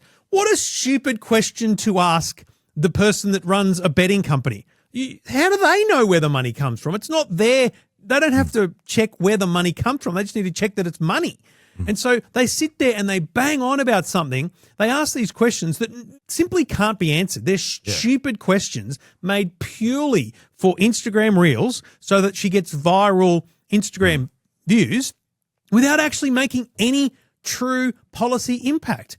So my point is, if you're going to talk about these glasses, tell me what you're going to legislate. Because if you tell me that you are a Greens senator and you want to legislate to ban camera glasses, let's call it that, right? Fine. Mate, in a year or two, possibly less, people are going to walk around with little pins on their jackets and lapels because AI is amazing, right? I've got a little card. I haven't got it with me, I'm sorry, but size of a credit card, thickness of maybe 2 credit cards, and I carry it in my top pocket when I go to meetings. And when I go to a meeting, I put it out and I press a button and it records the meeting. Because I'm an idiot, I forget things, I don't have a good memory. And so when I get back to my computer, there's a transcript of the meeting, there's actions, there's a summary. It's unbelievable, right? Yeah. Now, what those same companies are developing are little pins that you wear. Yeah. So for audio, they're recording audio. Yep. I have no doubt in my mind that in the coming years, I don't know whether it's 1 or 5, there'll be a little pin or something that you wear that constantly takes snapshots of your day. So imagine this, Luke. You're walking through your day and a photo is taken every minute, 10 seconds, 20 seconds, or whatever. And then later in the day, you can go, hey, who was that person I was speaking to outside of JB Hi-Fi? Or what time did I go past Harvey Norman? And it'll just go, oh, you were there at this time. And it's just a way of having a digital memory, right? And AI will be used to make our lives easier in some way, whatever, right? But there'll be these little pins. When that happens, are we going to have another bit of legislation that bans the pin? And when someone puts it in a belt buckle, is that covered by the pin or is it covered by the belt buckle? Like, what are we banning here? We've got to have a conversation about what it is that we want society to be and do.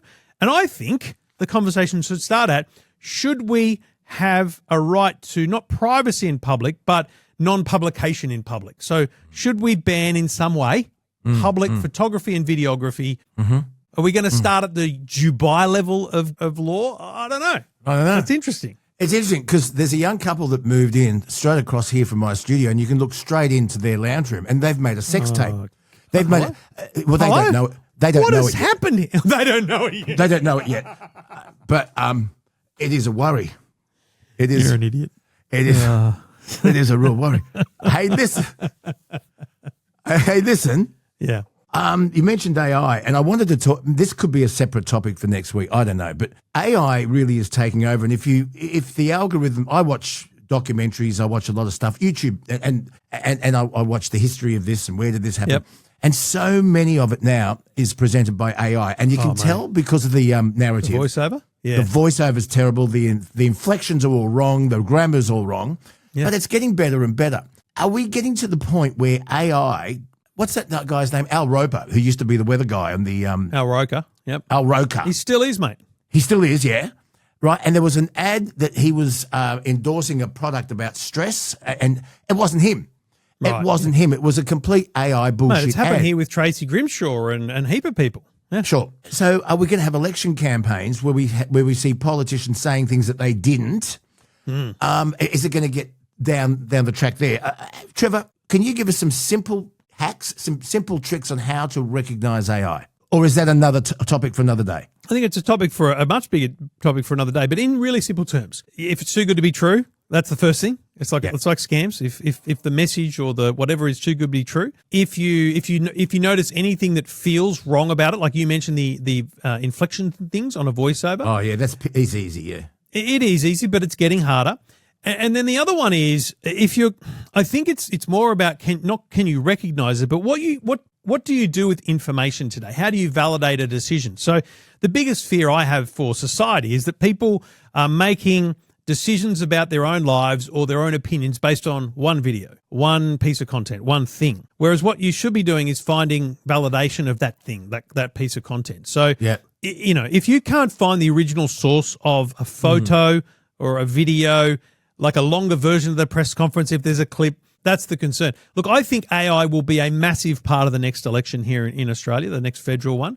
I don't think our political parties are dumb enough, now I think about it, to fake something. Because I think they would be absolutely pillared from end to end if they really did truly make something up, as in articulate something in artificial intelligence that never happened. I think they would lose votes over that if they were found out. So I think that's a dangerous space that they probably won't go to. But, AI will be a big part of the messaging. I don't know how, but they will use it for sure. One thing I've noticed with the AI, if it's a bit too perfect, and it just doesn't feel real. And if you've got someone holding a camera, but it's perfectly smooth and perfectly centered, immediately I go, that doesn't quite look right. Mate, it's amazing when I scroll through Instagram nowadays and I go, oh, that's unbelievable. And then you go, must be AI. And then you go, oh, my God, it's not. Like you kind of look through it and you find a second angle. That's what I always look for in a video is the second angle. We are, and again, goes back to what are we allowed to record and what are we recording? We're recording everything. Someone's recording everything. Yeah. Remember the car in the side of the bus in Brisbane a few weeks ago? It's like, how did someone happen to cross that? Because they were there with their phone, they saw it down the street, they pulled out their camera and they videoed a car in the side of a bus and off we went. That on its own might be hard to believe, but then we saw the cameras from inside the bus and everything, so we saw it all happen, right? When I see an accident or an incident or something on Instagram, I know that Instagram's smart enough to show me any other content related to that, and that if there's other angles, and there always is, then you go, hang on a minute, this thing's real because there's 3 angles of the incident. So that's another dead giveaway is if you only see the same video over and over and over again and it was in public, you think to yourself, what, so no one else videoed this thing? You kidding me? Yeah. Yeah. You say, I wonder if politicians would be that stupid. I'll tell you one who was. He's now the Prime Minister. But back in 2012, Anthony Albanese made a speech and it was word for word from the Michael Douglas movie. Michael Douglas, yeah. Yeah, the American president. Hilarious. And it was absolutely. I want to play it. So we'll hear Anthony Albanese, and then we'll hear Michael Douglas from the movie. How did he think? Because it was a massively popular movie. In Australia, we have serious challenges to solve, and we need serious people to solve them.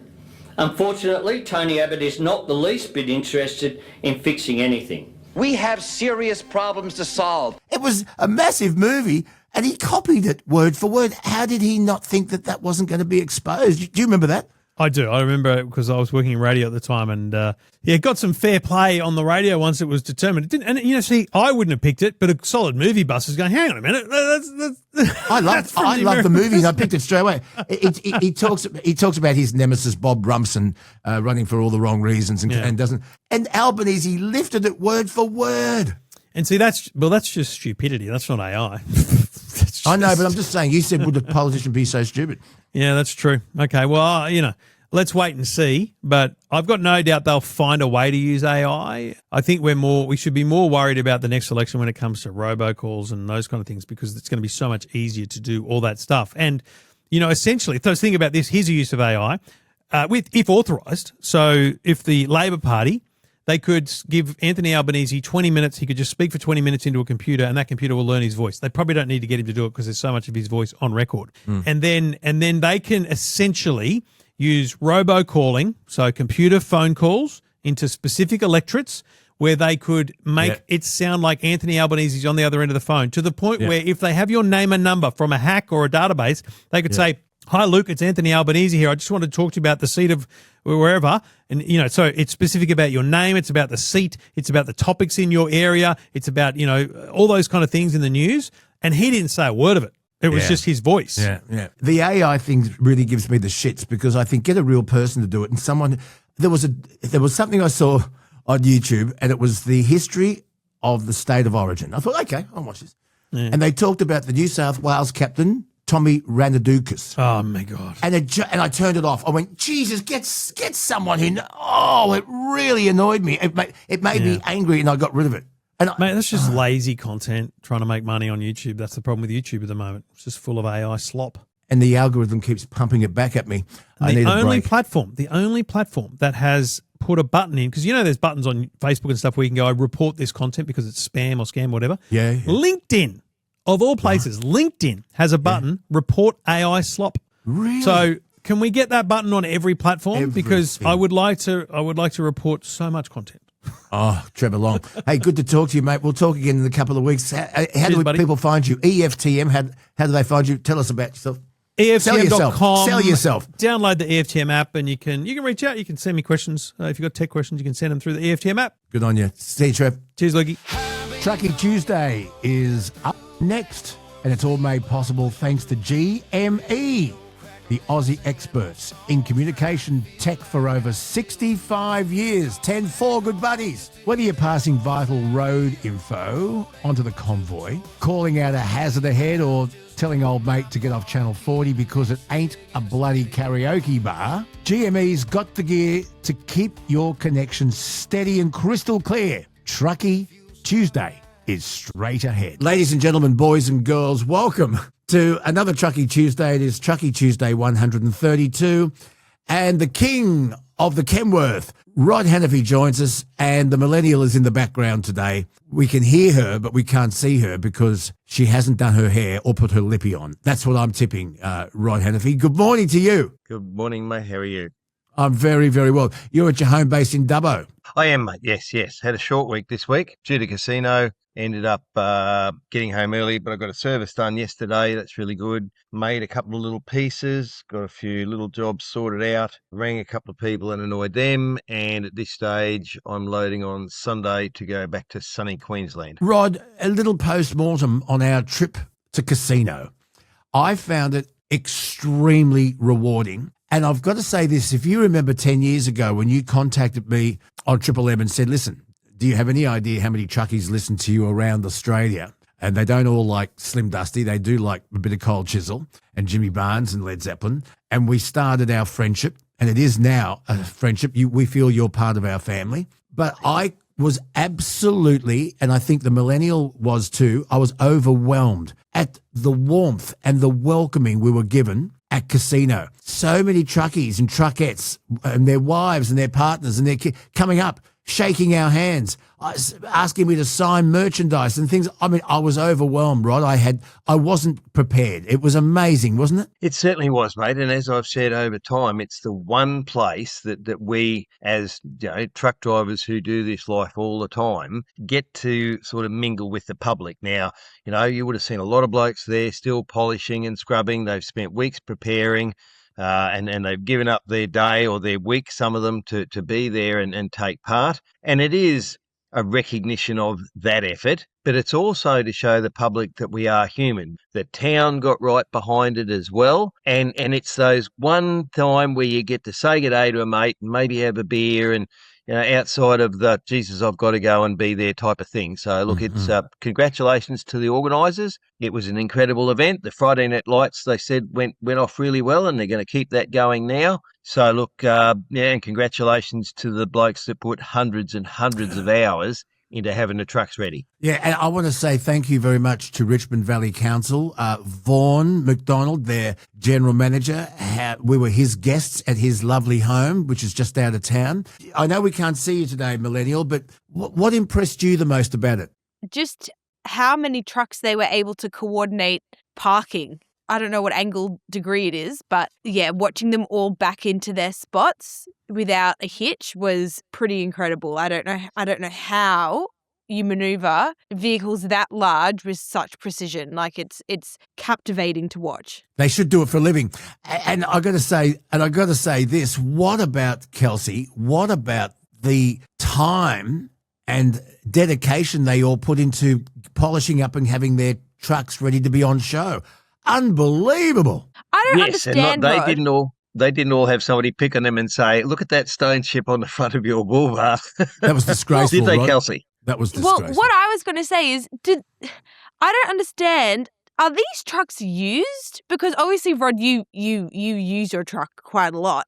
And so is it just these trucks have like different coatings on them, which makes them not get stone chips? Or like, how do these trucks not have stone chips on them like your truck has stone chips on them? Because like, you know what I mean? They must keep them in like a bloody air hanger somewhere, because how do they like, you know what I mean? How do they stay so pristine? Do they drive around Australia coated in bubble wrap? Yes, I'm with you, Kelsey. What's the story there, Rod? There's probably three sides to it, mate. Some of them are show trucks. Some of them have just spent the last week off the road where 10 blokes have gone over them with fine-tooth combs and buffed them and cleaned them and tidied them and hidden all those little imperfections. Some of them are trucks that were finished work a week ago or 2 days before, and they're still reasonably new. So, mine's done 925,000 kilometres. It has a plastic coating on the bull bar to protect the paint, but once the stones hit the plastic coating, and again, I'm just trying to think, there was a couple of older trucks there which you probably wouldn't have looked at as closely. But I saw the silver bullet. You look at the front, I saw the silver bullet was grey. I saw that. No, mate, that's the grey ghost. Oh, sorry. That's all right. And look, in those days, mate, they were silver bullets, believe you me. That they did 90 mile an hour, those things. But look, that was also completely rebuilt from the ground up. So it's all been newly painted and everything like that. So, again, you look at a truck that's 4 or 5 years old and you look at the front of it. Now, if it's a bonneted truck, they tend to have nice bits of stainless around the headlights so you don't get stone chips there. They've got a big chrome grille. Yes, you might get stone chips, but you don't see them. A cab over, because you have that big square section at the front, and that's where most of the stones hit, it's noticeable and you can't get rid of it. Look, some of those blokes might have had a new bull bar. They would have had a bloke with polish for 2 days. And if you go and look, Luke, you'll see there are blokes that do, full-time polishing, and they sit down, they sand them, they buff them, and they bring it up. Now, because mine's painted, I can't do that. And then you see those imperfections in the paint where the stones come from. So, look, there are horses for courses and there are trucks for roads. And some of those would have been show trucks. The purple and white one, like that's built for show, not for delivering freight. The Grey Ghost was a ground-up restoration and a magnificent job. And that's sort of one of the first Kenworths. That model was one of the first Kenworths built in Australia.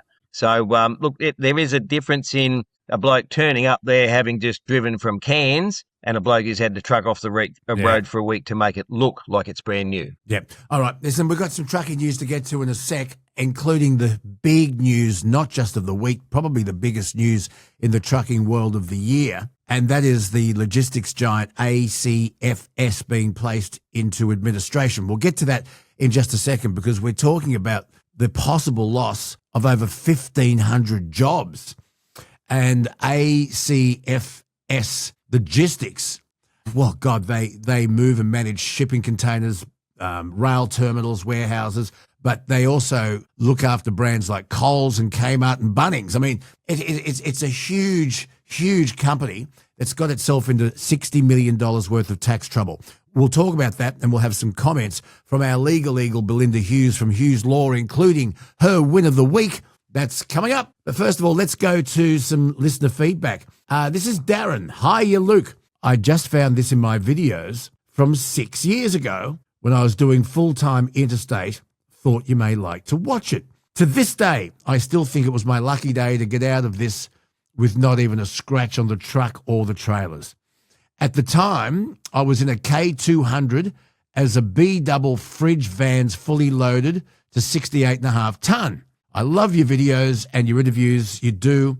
Thanks for keeping me company over the years. Much appreciated. All righty. Just before Kelsey plays the video, what's a K200? Same as mine. Right. I'm glad I asked. Exactly the Thank you, same Rod. truck, K200 Kenworth, yeah. See, I knew that. Kelsey knew that. Fergo knew that. Well, Okay, let's have a look at the video. This is from Darren. Just call it, Rod. What are we watching? You've got the caravan in front. You've got a truck with a rigid trailer beside him. And I don't know why the truck in the right lane's going slower than the B double. There must be something up in front. Maybe he's seen an issue there. There was a roadwork sign or something on the left we just passed. So, the caravan's moved over. Yeah, and old mate's just stopped in the middle of the road. Holy it's not a caravan. It's a rigid. I can just see the back of it properly now. Yeah, so that car's just stopped in the middle of the lane. Whether the bloke in the right-hand lane sort of stayed back because he saw it way up in front. But because that rigid was in front of Darren in the B-double, he didn't see it until he virtually moved over and left him nowhere to go. So he managed to get round there pretty close. I wonder whether he actually hit the Armco. So you saw that sign on the left, and he's just moved over there. And then, of course, all he's got is the room between the car and the Armco. And it looks as though he might have got through without hitting it. He still had a lane there, so he might have done it right. But yes, you don't really go reefing B-doubles ridiculously sharply. You've got to sort of manage it by just turning enough to miss the car and get through the gap without tipping the thing over.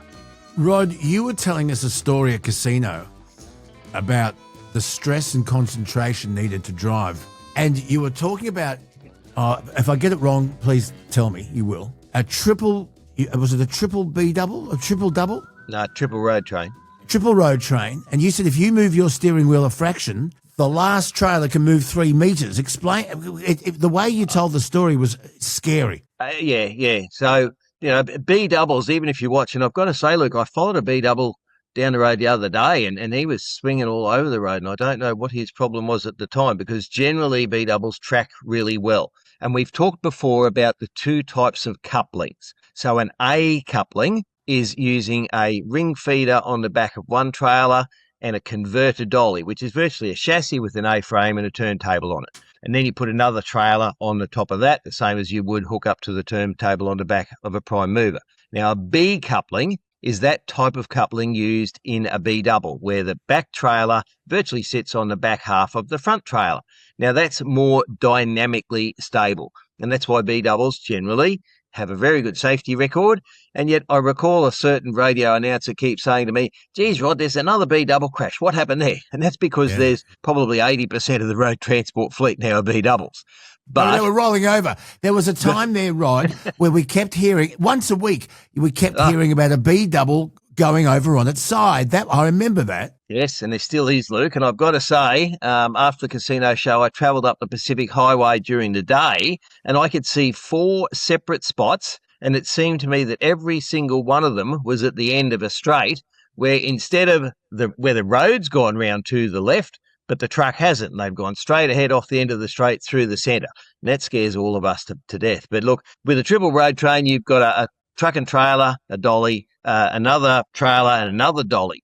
So you've virtually got 1, 2, 3, 4, 5, 6 points of articulation. And if you steer the truck savagely at the front, it's a multiplying effect. It does happen on a B double to a small degree if you're stupid enough. But if you do it with a triple road train, you move the steering wheel, like less than a quarter turn, and the back trailer can move up to a metre sideways, depending on the road and the shoulder. And look, that can lead to the back one tipping over if you take it off the edge and it grabs the edge and flips over. So it's something where, unless you've done it, people talk about it, unless you see one coming towards you, then you've got to rely on the skill of both the driver coming towards you, that he's not going to do the wrong thing. But it does depend on the road. The road can grab it, whip it out and whip it back. Look, there's still a combination that is effective in Australia. We operate the largest road registered vehicles anywhere in the world. No one else does triples at 53 or 6 metres that I'm aware of, or 60 metres in the WA. And look, they do the job perfectly here, but the blokes that drive them have to have skills. And there are blokes that can back doubles and triples, Luke. I'm not that good, but, you've done it long enough, they learn how to do it. And watching the skill of those blokes hooking up a triple road train, that's incredible, because you are talking about minuscule movements at the front, even when you're backing them up. Because the dolly is very short compared to the trailer, you move the steering wheel an inch and the dolly will turn 2 feet. Okay. Once you sort of go back a bit further. So that's something you ought to have a look on some videos, Luke, and come back and see what you think. Just in my mind, you know what's happening? It's a bit like when you crack a long whip. You might move the handle this much. That's exactly what it is. But the tail end goes that bang. Is it kind of like that? It is kind of like that, not to that extreme. And look, you will see some videos even of the quads in WA, which have got slightly improved couplings to improve that dynamic stability. But you'll see some videos of quads where a bloke's gone flick and the back trailer's, following him down the road on its side. So they can be a scary thing. That there is certainly talk of having a second class of MC license. So let's really stir the pot, Luke. Currently, we have a HC license, gives you the ability to drive a semi-trailer. That's an articulated vehicle. Now, technically, if you've got a heavy rigid license, you can drive a truck and dog, which is still articulated, but it's not exactly the same. Then you have an MC, multi-combination license. Now, that covers everything above a semi. So B double, type 1 road train, which is 2 trailers, type 2 road train, which is up to 3 or 4 trailers, depending on configuration. And people are saying, if you get a bloke and he goes from the eastern states and he's driven his B double up and down the eastern seaboard, he goes over to WA to drive quads, and there should be a separate license class. Now, if you owned a quad, Luke, So you've got your, probably $700,000 tri-drive Kenworth on the front, and you've got 4 tipping trailers with 3 dollies. The thing's worth probably near $2 million. Are you just going to say, oh, Rod, mate, you can drive road trains? Yeah, Luke, it's all good, mate. I'm off. Away you go. Yeah, head off to the mine, mate. It's 500 kilometres that way. Have a good day. Now, if you're stupid enough to do that and let that bloke go, and he tips it over on the first corner, well, who's the one at fault? The driver lied, but you let him have a go. Yes. And again, it doesn't matter whether he has an MC1 licence or an MC2 and he's driven road trains somewhere else. If you take him on his word and put him in $2 million worth of gear and he tips it over, you're the one at fault. The driver is too, obviously. But I don't think having another class, which will mean a higher cost to get that licence, more testing, more cost to get drivers into the industry, and we know where that leads. And I don't think that simply having, the same as we've said, mate, having an MC licence doesn't make you a fully qualified B-double driver. So I don't honestly think that a separate licence class for quads is going to help. I think it's going to add cost, and it's up to the people that employ them to check whether you've got one or the other or not. I'm going to get on to ACFS and the tax dramas facing this huge logistics organisation in a sec. But I just wanted to mention something. Roland, who's a contributor, sent us a story that he wanted to bring to our attention. After spending 44 years behind the wheel, veteran truck driver Peter Miles thought he had a few more years left in the industry. That was before reading about Australia's tougher heavy vehicle penalties in a Yahoo News Australia Facebook post. The 65-year-old said the new rules and hefty penalties played a part in walking away from truck driving. Commenting on the story, Peter wrote, 44 years in transport, finished up last week. These rules were a deciding factor for me doing so. Rod, your thoughts? Yeah, look, I've had so many people say it, Luke, and yes, we will be completely honest and upfront. 21 penalties have been reduced by, let's say, 10 or 15%. They should never have been that high in the first place. If you look at Belinda's comparison on her webpage, you'll see that our penalties are far higher than any other road-related incident.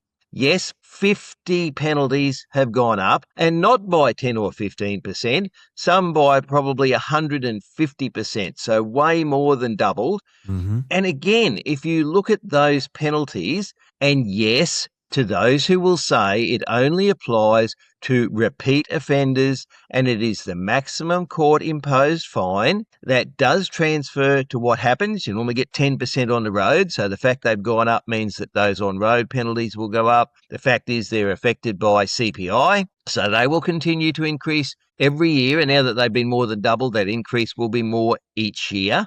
That's a flow-on effect. And again, within a week of having these penalties announced and discussed, I had 3 people ring me. They were not recalcitrant and repeat and axe murderers that had killed 7 people in the last 2 years. They were blokes that have spent 40 years on the road and got a couple of fines or penalties. You wouldn't think that's really bad in our level of exposure we've discussed. And yet they were threatened with these major fines. We were scaring the shit out of them because they wonder what happens when they get pulled up and they've made a simple mistake. Or, as Belinda says, you get caught for one. You think, oh, I'm not going to fight that. I haven't got time, can't afford it. You get another one 6 months later. Oh, look, you've got 2 and 6 offences. You're a bad bloke. We've got to, run you into the ground and scare the bejesus out of you. And she said, mate, she had people there, business operators. So there is a multiplier for a business owner. And they were virtually in tears when she got them off. And they'd spent weeks and weeks wondering what happens when you go to court. Now, if that's not a level of stress that hangs on a driver's shoulders all that time he's on the road, I don't know what is, Luke. Very, very good point. And we'll have Belinda Hughes from Hughes Law on shortly. She's had a big win of the week. Now, Rod, we posted a clip from our last chat and comments about roundabouts. Yes. And apparently, Rocket Rod, we've ruffled some feathers. Gavin said, have to respectfully disagree somewhat with old mate. Is that you, Rod? I think so. Because you're slightly older, mate, than I am. Yes. I spent 36 years in the TPT industry as a driver. If you have to lock everything up, you haven't anticipated the situation well enough. My years in fuel tankers taught me to let them all go, let them win. I used to sit in the slow lane all day watching everyone break their necks to get around everyone else. End result is you don't elevate your blood pressure. You don't need to introduce added risk to the job. Just my 2 cents. He's saying that there's two sides to it. One, he sat in the slow lane, let everybody get round him normally, and some roundabouts have 2 lanes, Luke. And generally we move into the centre of the 2, right? Yeah. But look, he's got a fair point. But the thing is, you come up to a roundabout, and that's exactly what you do. You anticipate the situation. You look at the other 3 roads, plus you've got to look behind you to make sure some dipstick's not trying to come underneath you while you're going through the roundabout. So you've got to look at 4 separate things. So the bloke coming the other way, you see him. The bloke on your left, yep, he's pretty right. He's back a bit. The bloke on the right, he's 200 metres back from the roundabout. I'm approaching, I'm slowing. But 1 time out of 10, others will say it's a lot more, you will see the car on the right actually lift at the front where he's put the boot into it so that he gets to the roundabout before you. Now, we know that there are some imbeciles out there that like to play with trucks. We know there are some imbeciles that like to brake check us, and some of them think it's a great deal of fun. I'm going to beat the truck into the roundabout. Now, he's going to have to stop. Now, we plan, as he said, to go through the roundabout. So if I see 3 cars, I judge when they're all going to get there, and my aim is to fill a gap and to roll through without stopping. I save my brakes. If you've got 2 trailers on, you take the 2 lanes. It takes your truck 2 lanes to negotiate a roundabout. Yeah, and that's why we have a sign on the back that says, "Do not overtake turning vehicle." And that is law. That's not just Rod putting a sign on the back to keep wankers out from underneath me wheels. But I'm still watching 3 others, Luke.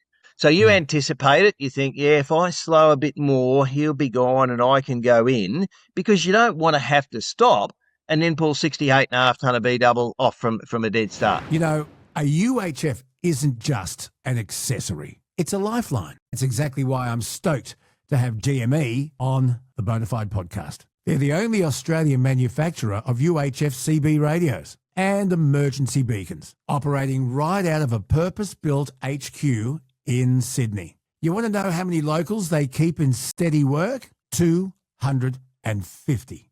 And the gear they build doesn't just keep the Bonafide family safe on the road. It's engineered specifically to handle the bull dust, the corrugations, and the longest hauls you can throw at it. If you love Truckie Tuesday, back the brand that backs us.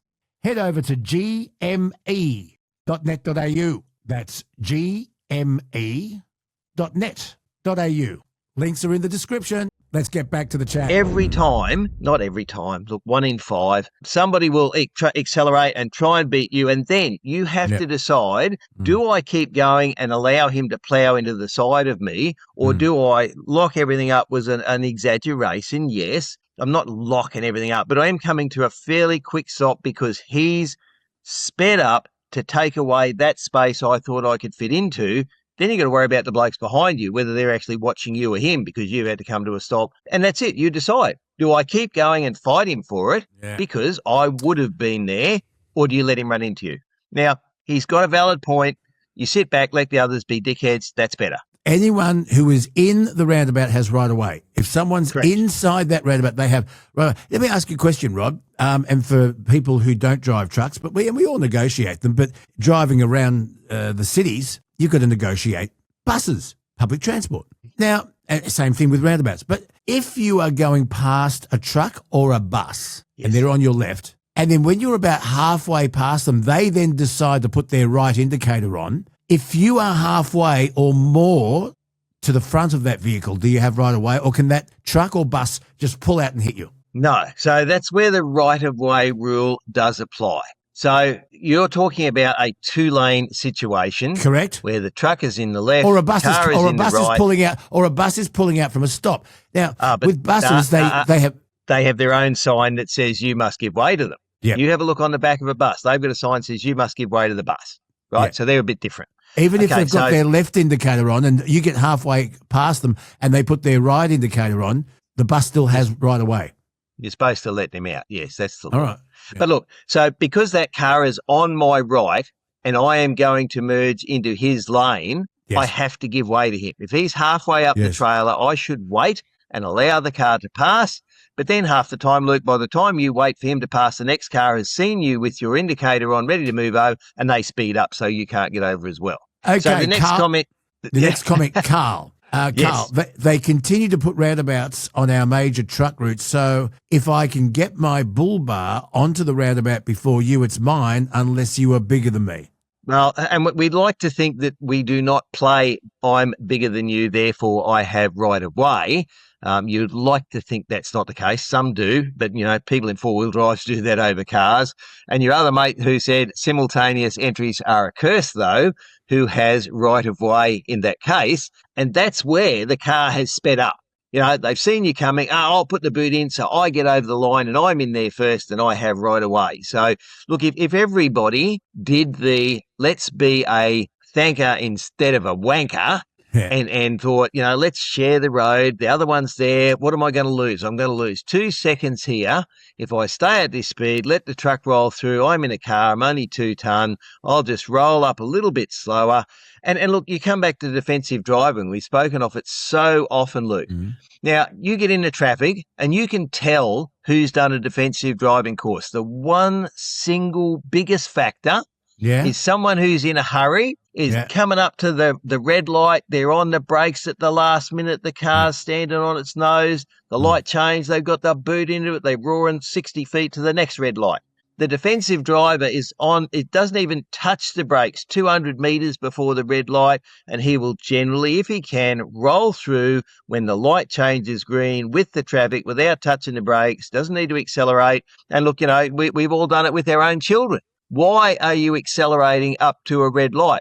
Well, I want to get there. Yeah. Why are you now have to stand on the brakes because the light's still red and you're wearing your car out and you're wasting fuel? And they're just in a hurry to get nowhere some of the time, Luke. You know that. Well, I've got to be honest. I coast up to lights. And yes, I think what's the point? I'm wasting fuel. If the light up ahead is red or I know it's about to go to red, why would I be putting my foot on the accelerator wasting fuel? But I don't want to get brake dust on my rims and my red calipers.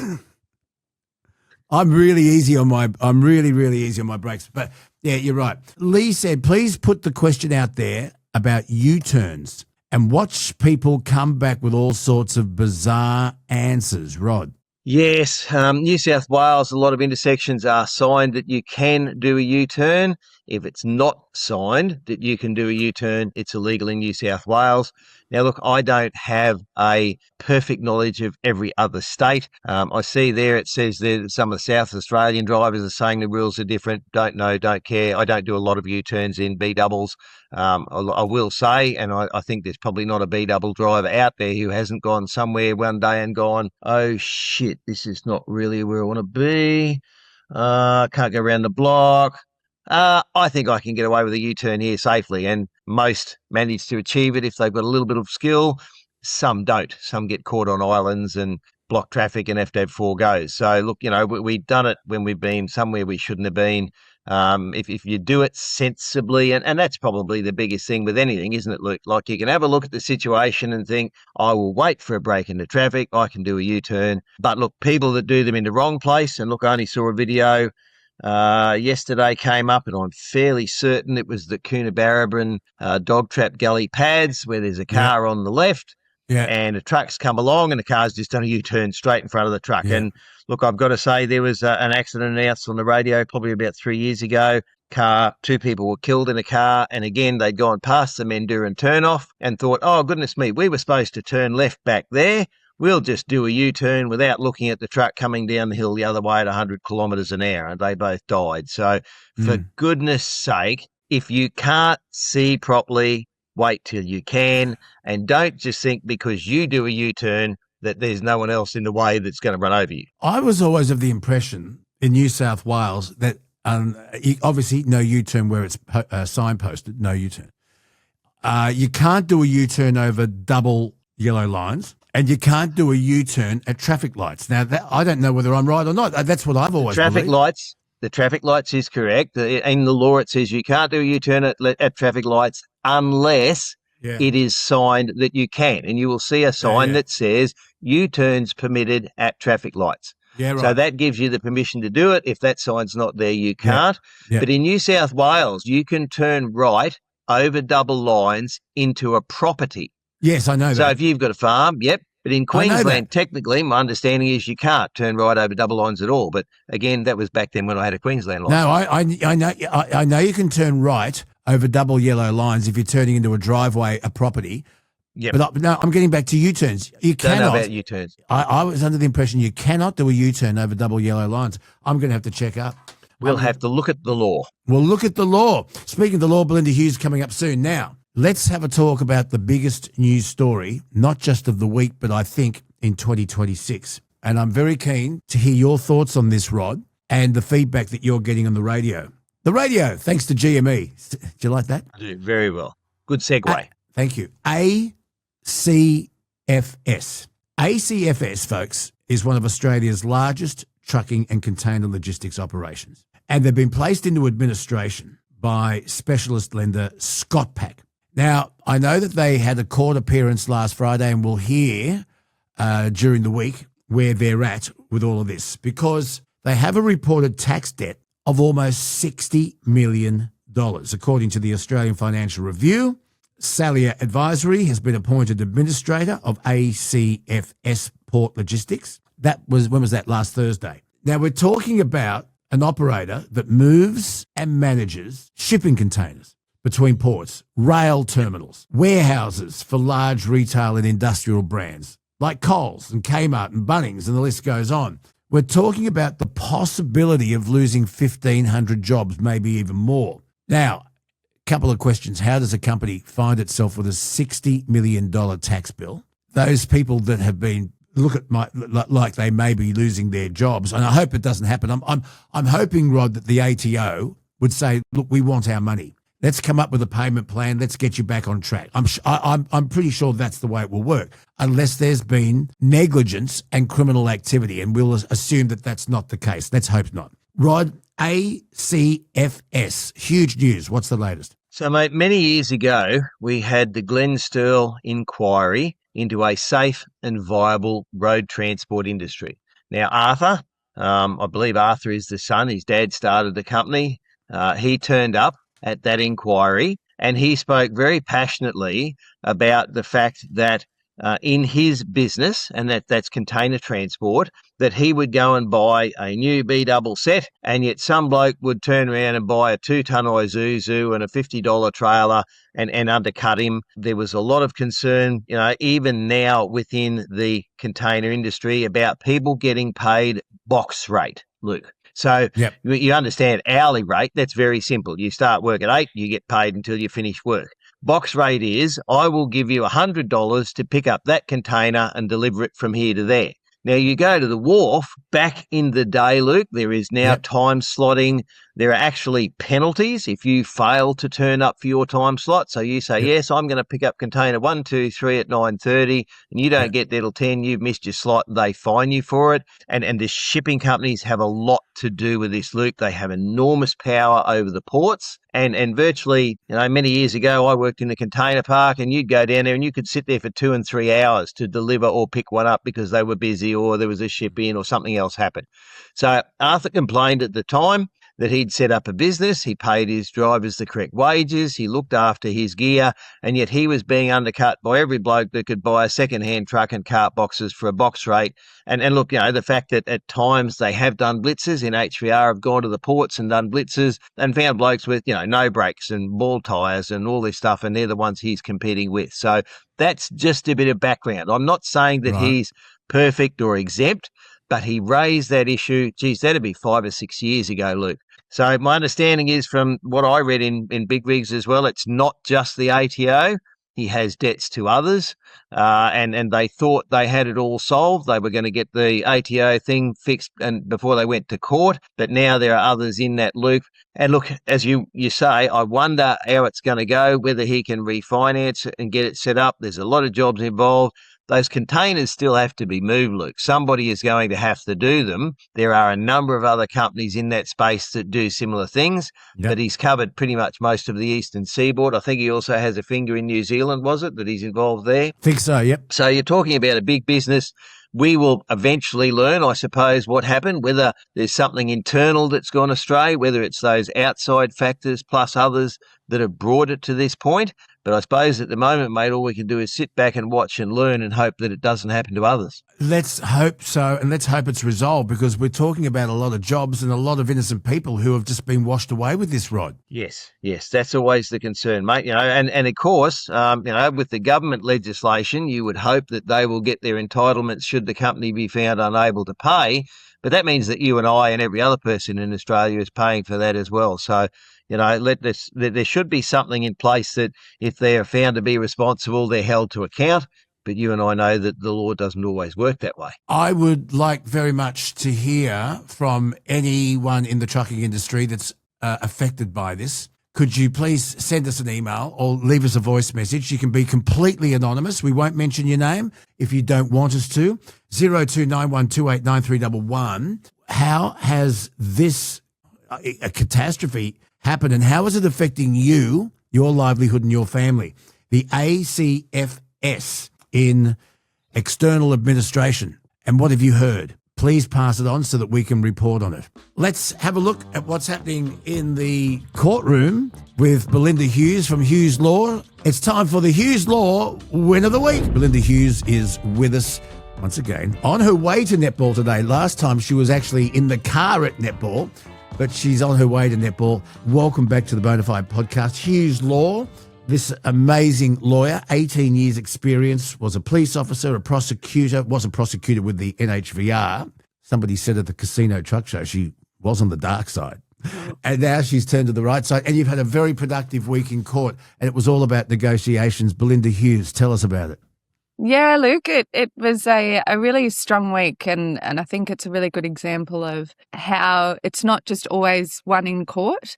Sometimes it's one before court. And Right. in this case, so yesterday I went up to court and spoke to the prosecutor for about half an hour before court. We had subpoenaed, so that's a legal process to get documents from different places. And the police were alleging that my client was a cancelled driver. So Right. the licence had been cancelled after he'd been disqualified. But we were able to get paperwork from Transport for New South Wales that the police did not have. And that actually showed that he was not a cancelled driver, but a refused driver. What's that? What's the difference? So refused is where he's finished his disqualification period and then he's gone into Service New South Wales and made an application for a new licence. And then based on his history, Transport have decided to refuse his licence application. But it's a very important difference because it's a different status. It's either you're cancelled, or once you've made the new application, that cancellation falls away and he becomes refused. So they had the incorrect defence. It's all about timing. We don't want to tell them when they have time to lay a new offence. So we advise them on the morning of court before the hearing. And so the only thing that they can do is withdraw the charge. So my client was very, very happy. That's a great result, Hughes Law. And how many cases can be brought to mediation and resolved before you actually have to go into a court? Does that happen often? Look, it's not a formal mediation. What it is a constant process of negotiation with the prosecution. Yeah. I always think it's the best way, and it's the best way to get a really great outcome. So, for example, a trucking company, they were facing 37 charges with a maximum, I just wrote the maximum down for you, Luke, so that I had the right numbers, $2.54 million worth of penalties. Now, just through negotiation, that is, what about this charge and can we pull this charge into that? And I don't think you've got the evidence for this. And just constant back and forth emails and negotiation. We brought that down to 8 charges with a maximum penalty of $549. Oh, wow. That's a great result. So Hughes Law, you just type in, go to Google, Hughes Law, and there it all is. There's the history of you, the firm, what you do. It says 95% success rate. That is phenomenal. If there are people listening that need help or they know of someone that needs help, please go to Hughes Law, the defence lawyer who understands the criminal law system from all angles. There you go. I like that, Luke. Hey, I got it off your website. Hey, just quickly, we've talked about this earlier with Rod Hannifey, the ACFS liquidation. We're talking about 1,500 jobs, and we're talking about what is allegedly a $60 million tax bill. That is frightening, isn't it? Yeah, and it's something I'm seeing the ATO is really cracking down on companies at the moment. Right. And if you've got a company debt, they're laying claim against the directors personally. Yes. It's a really difficult time, I think, for industry where they've got, I'm seeing the NHBR clamp down on accreditation. I'm seeing ATO clamp down in relation to tax. And a lot of my clients are getting statements of claim in relation to toll debts. Right. Perhaps they had not been paying some of their bills while they're trying to deal with. Or they're trying to trade out of a bad cash flow situation, and they'll go, we'll work it out. And, of course, there's no statute of limitations on tax. And now we've got 1,500 jobs in jeopardy. Hopefully that can be sorted out. What would your advice be to a trucking company or indeed an individual that's having problems with meeting their tax bills? Don't ignore it. So definitely get on the front foot. Try and negotiate a payment plan that isn't formalised, because when the clients are coming to me, they've already entered into a deed or they've entered into some type of formal arrangement. So it's really hard to work backwards. Yeah. If you can negotiate early, they want their money. They all want their money. But if you show them a way that they can get their money in a type of payment plan, then they'll largely accept that. So be upfront. See Hughes Law. Hey, listen, good luck at the netball. Thanks, Luke. See ya. Interesting stuff that from Belinda there, her last words on the ATO, really jumping on top of owner drivers and the trucking companies. But she's quite right, isn't she, Rod? If you are in trouble, fess up, come up with a payment plan, go to the ATO and say, I'm in trouble, I need your help. Sticking your head in the sand has never been an effective cure for a problem, Luke. They are reasonable people if you go to them early enough. And then, of course, people think, I might get through. I'm hoping, praying for intervention. Not with the ATO. And generally doesn't happen. And as I said to Belinda, there's no statute of limitations on tax. It sits with you forever. So if you've got a problem, please get help. And if you've got legal problems, see Hughes Law. Rocket Rob, you've got a question of the week and you'd like a response. Listen to this, folks. So I have been speaking with the new CEO of the NHVR, Nicole. She's agreed to come and do a trip in a truck. Oh, good. I've got to say that the first comment after we sort of made contact was that she would like to see if what they perceive to be happening is what's really happening. And I give her absolute credit for making the effort to come and see it from our point of view. I will have a list of questions for her. And in preparing that list, I've spoken to our head mechanic. He's got a couple of questions. I'll get a couple from some of our other drivers. But the one thing that I honestly think now, the NHVR has certain limitations. It enforces the laws given to it. It does not write the laws. We can't blame them for that. It is not responsible for building rest areas, but we would seek their support to go to government to say we want drivers to be able to comply. Now, they have done a little bit about educating motorists in sharing road with trucks.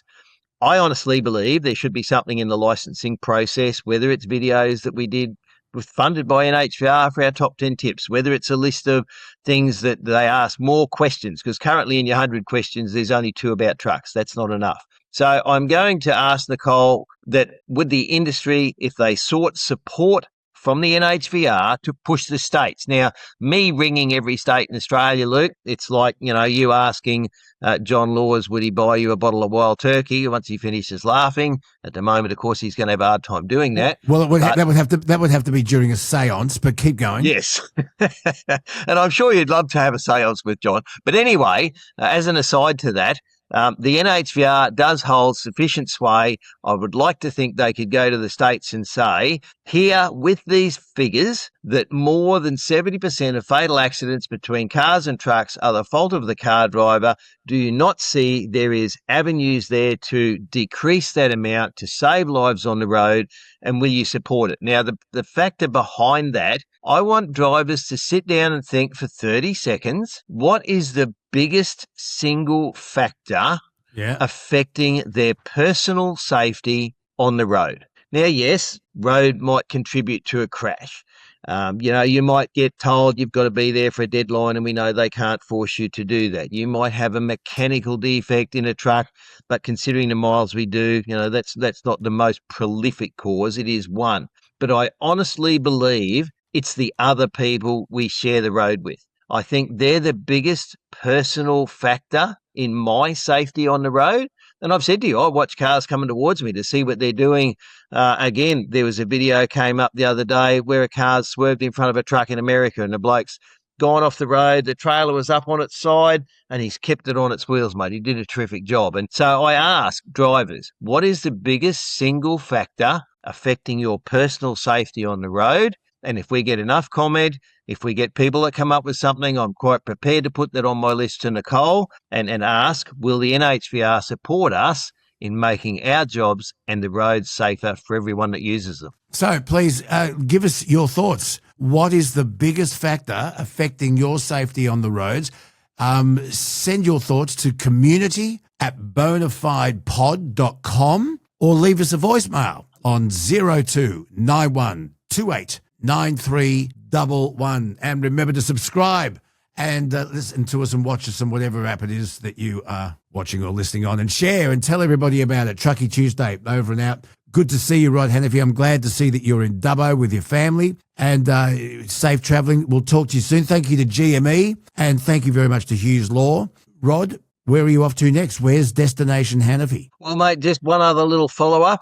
You had David Littleproud on, and he was going to contact me. I never heard from David personally, but I heard back from his office. And I then approached the local member, Anne Leahy. She's the state member for Dalby with all those culverts going through there. And she said, well, I know that you'll be shocked at this, Luke, but she blamed the previous government for not fixing the road. The fact that she's there now and she hasn't fixed it either is a bit of a cop-out as far as I'm concerned. That's only my view. She did say, and then she said, I see that TMR have responded. And TMR said, oh, yeah, we know about it, but there's no plans to fix it, stiff shit. And look, that's a very cynical view. But in the last couple of weeks, I've had a couple other mates ring where they have actually had something fixed because they rang up and explained a problem. There it is. And the more we do it, the better it works. So, mate, I'm off tomorrow. Got to go and load and head back up to Brisbane. I won't get there till probably Monday afternoon. I wish everybody out there safe travelling, and again, congratulations to all the winners from Casino, and thank you very much for the time we spent there to all involved. Yes, absolutely. Rod Hannifey and another Truckie Tuesday. Please contribute. Let us know what it is you'd like us to discuss, because without you, it's just not worth it. It's not trucking. Without you, it's just not trucking. Thank you so much for listening to episode 132 of the Bonafide podcast. We've enjoyed bringing it to you, but we need your feedback. Leave us voice messages 02 91289311 or send us a message community@bonafidepod.com. Correct. Do you have a thought of the day, Luke? I'm sure you And do. no, it's just an observation again. We were at a birthday, your grandmother's Oh, yeah, how was that? breakfast. It was very, very good. Oh. It was very, very good. And somebody said, gee, you really know how to push Nikki's buttons. And I said, well, if that was true, surely by now I'd have found the pause. Ha ha ha ha ha. Or the mute. Never. Or fast forward. It doesn't exist. There's buttons I haven't found yet. Fast forward, mute and pause. You reap what you sow, Luke. Hmm. Goodbye. Goodbye. Well, that's it. A big, massive cheer for the folk at GME. Thank you for keeping the Aussie transport industry talking. It's engineered specifically to handle the bull dust, the corrugations, and the longest hauls you can throw at it.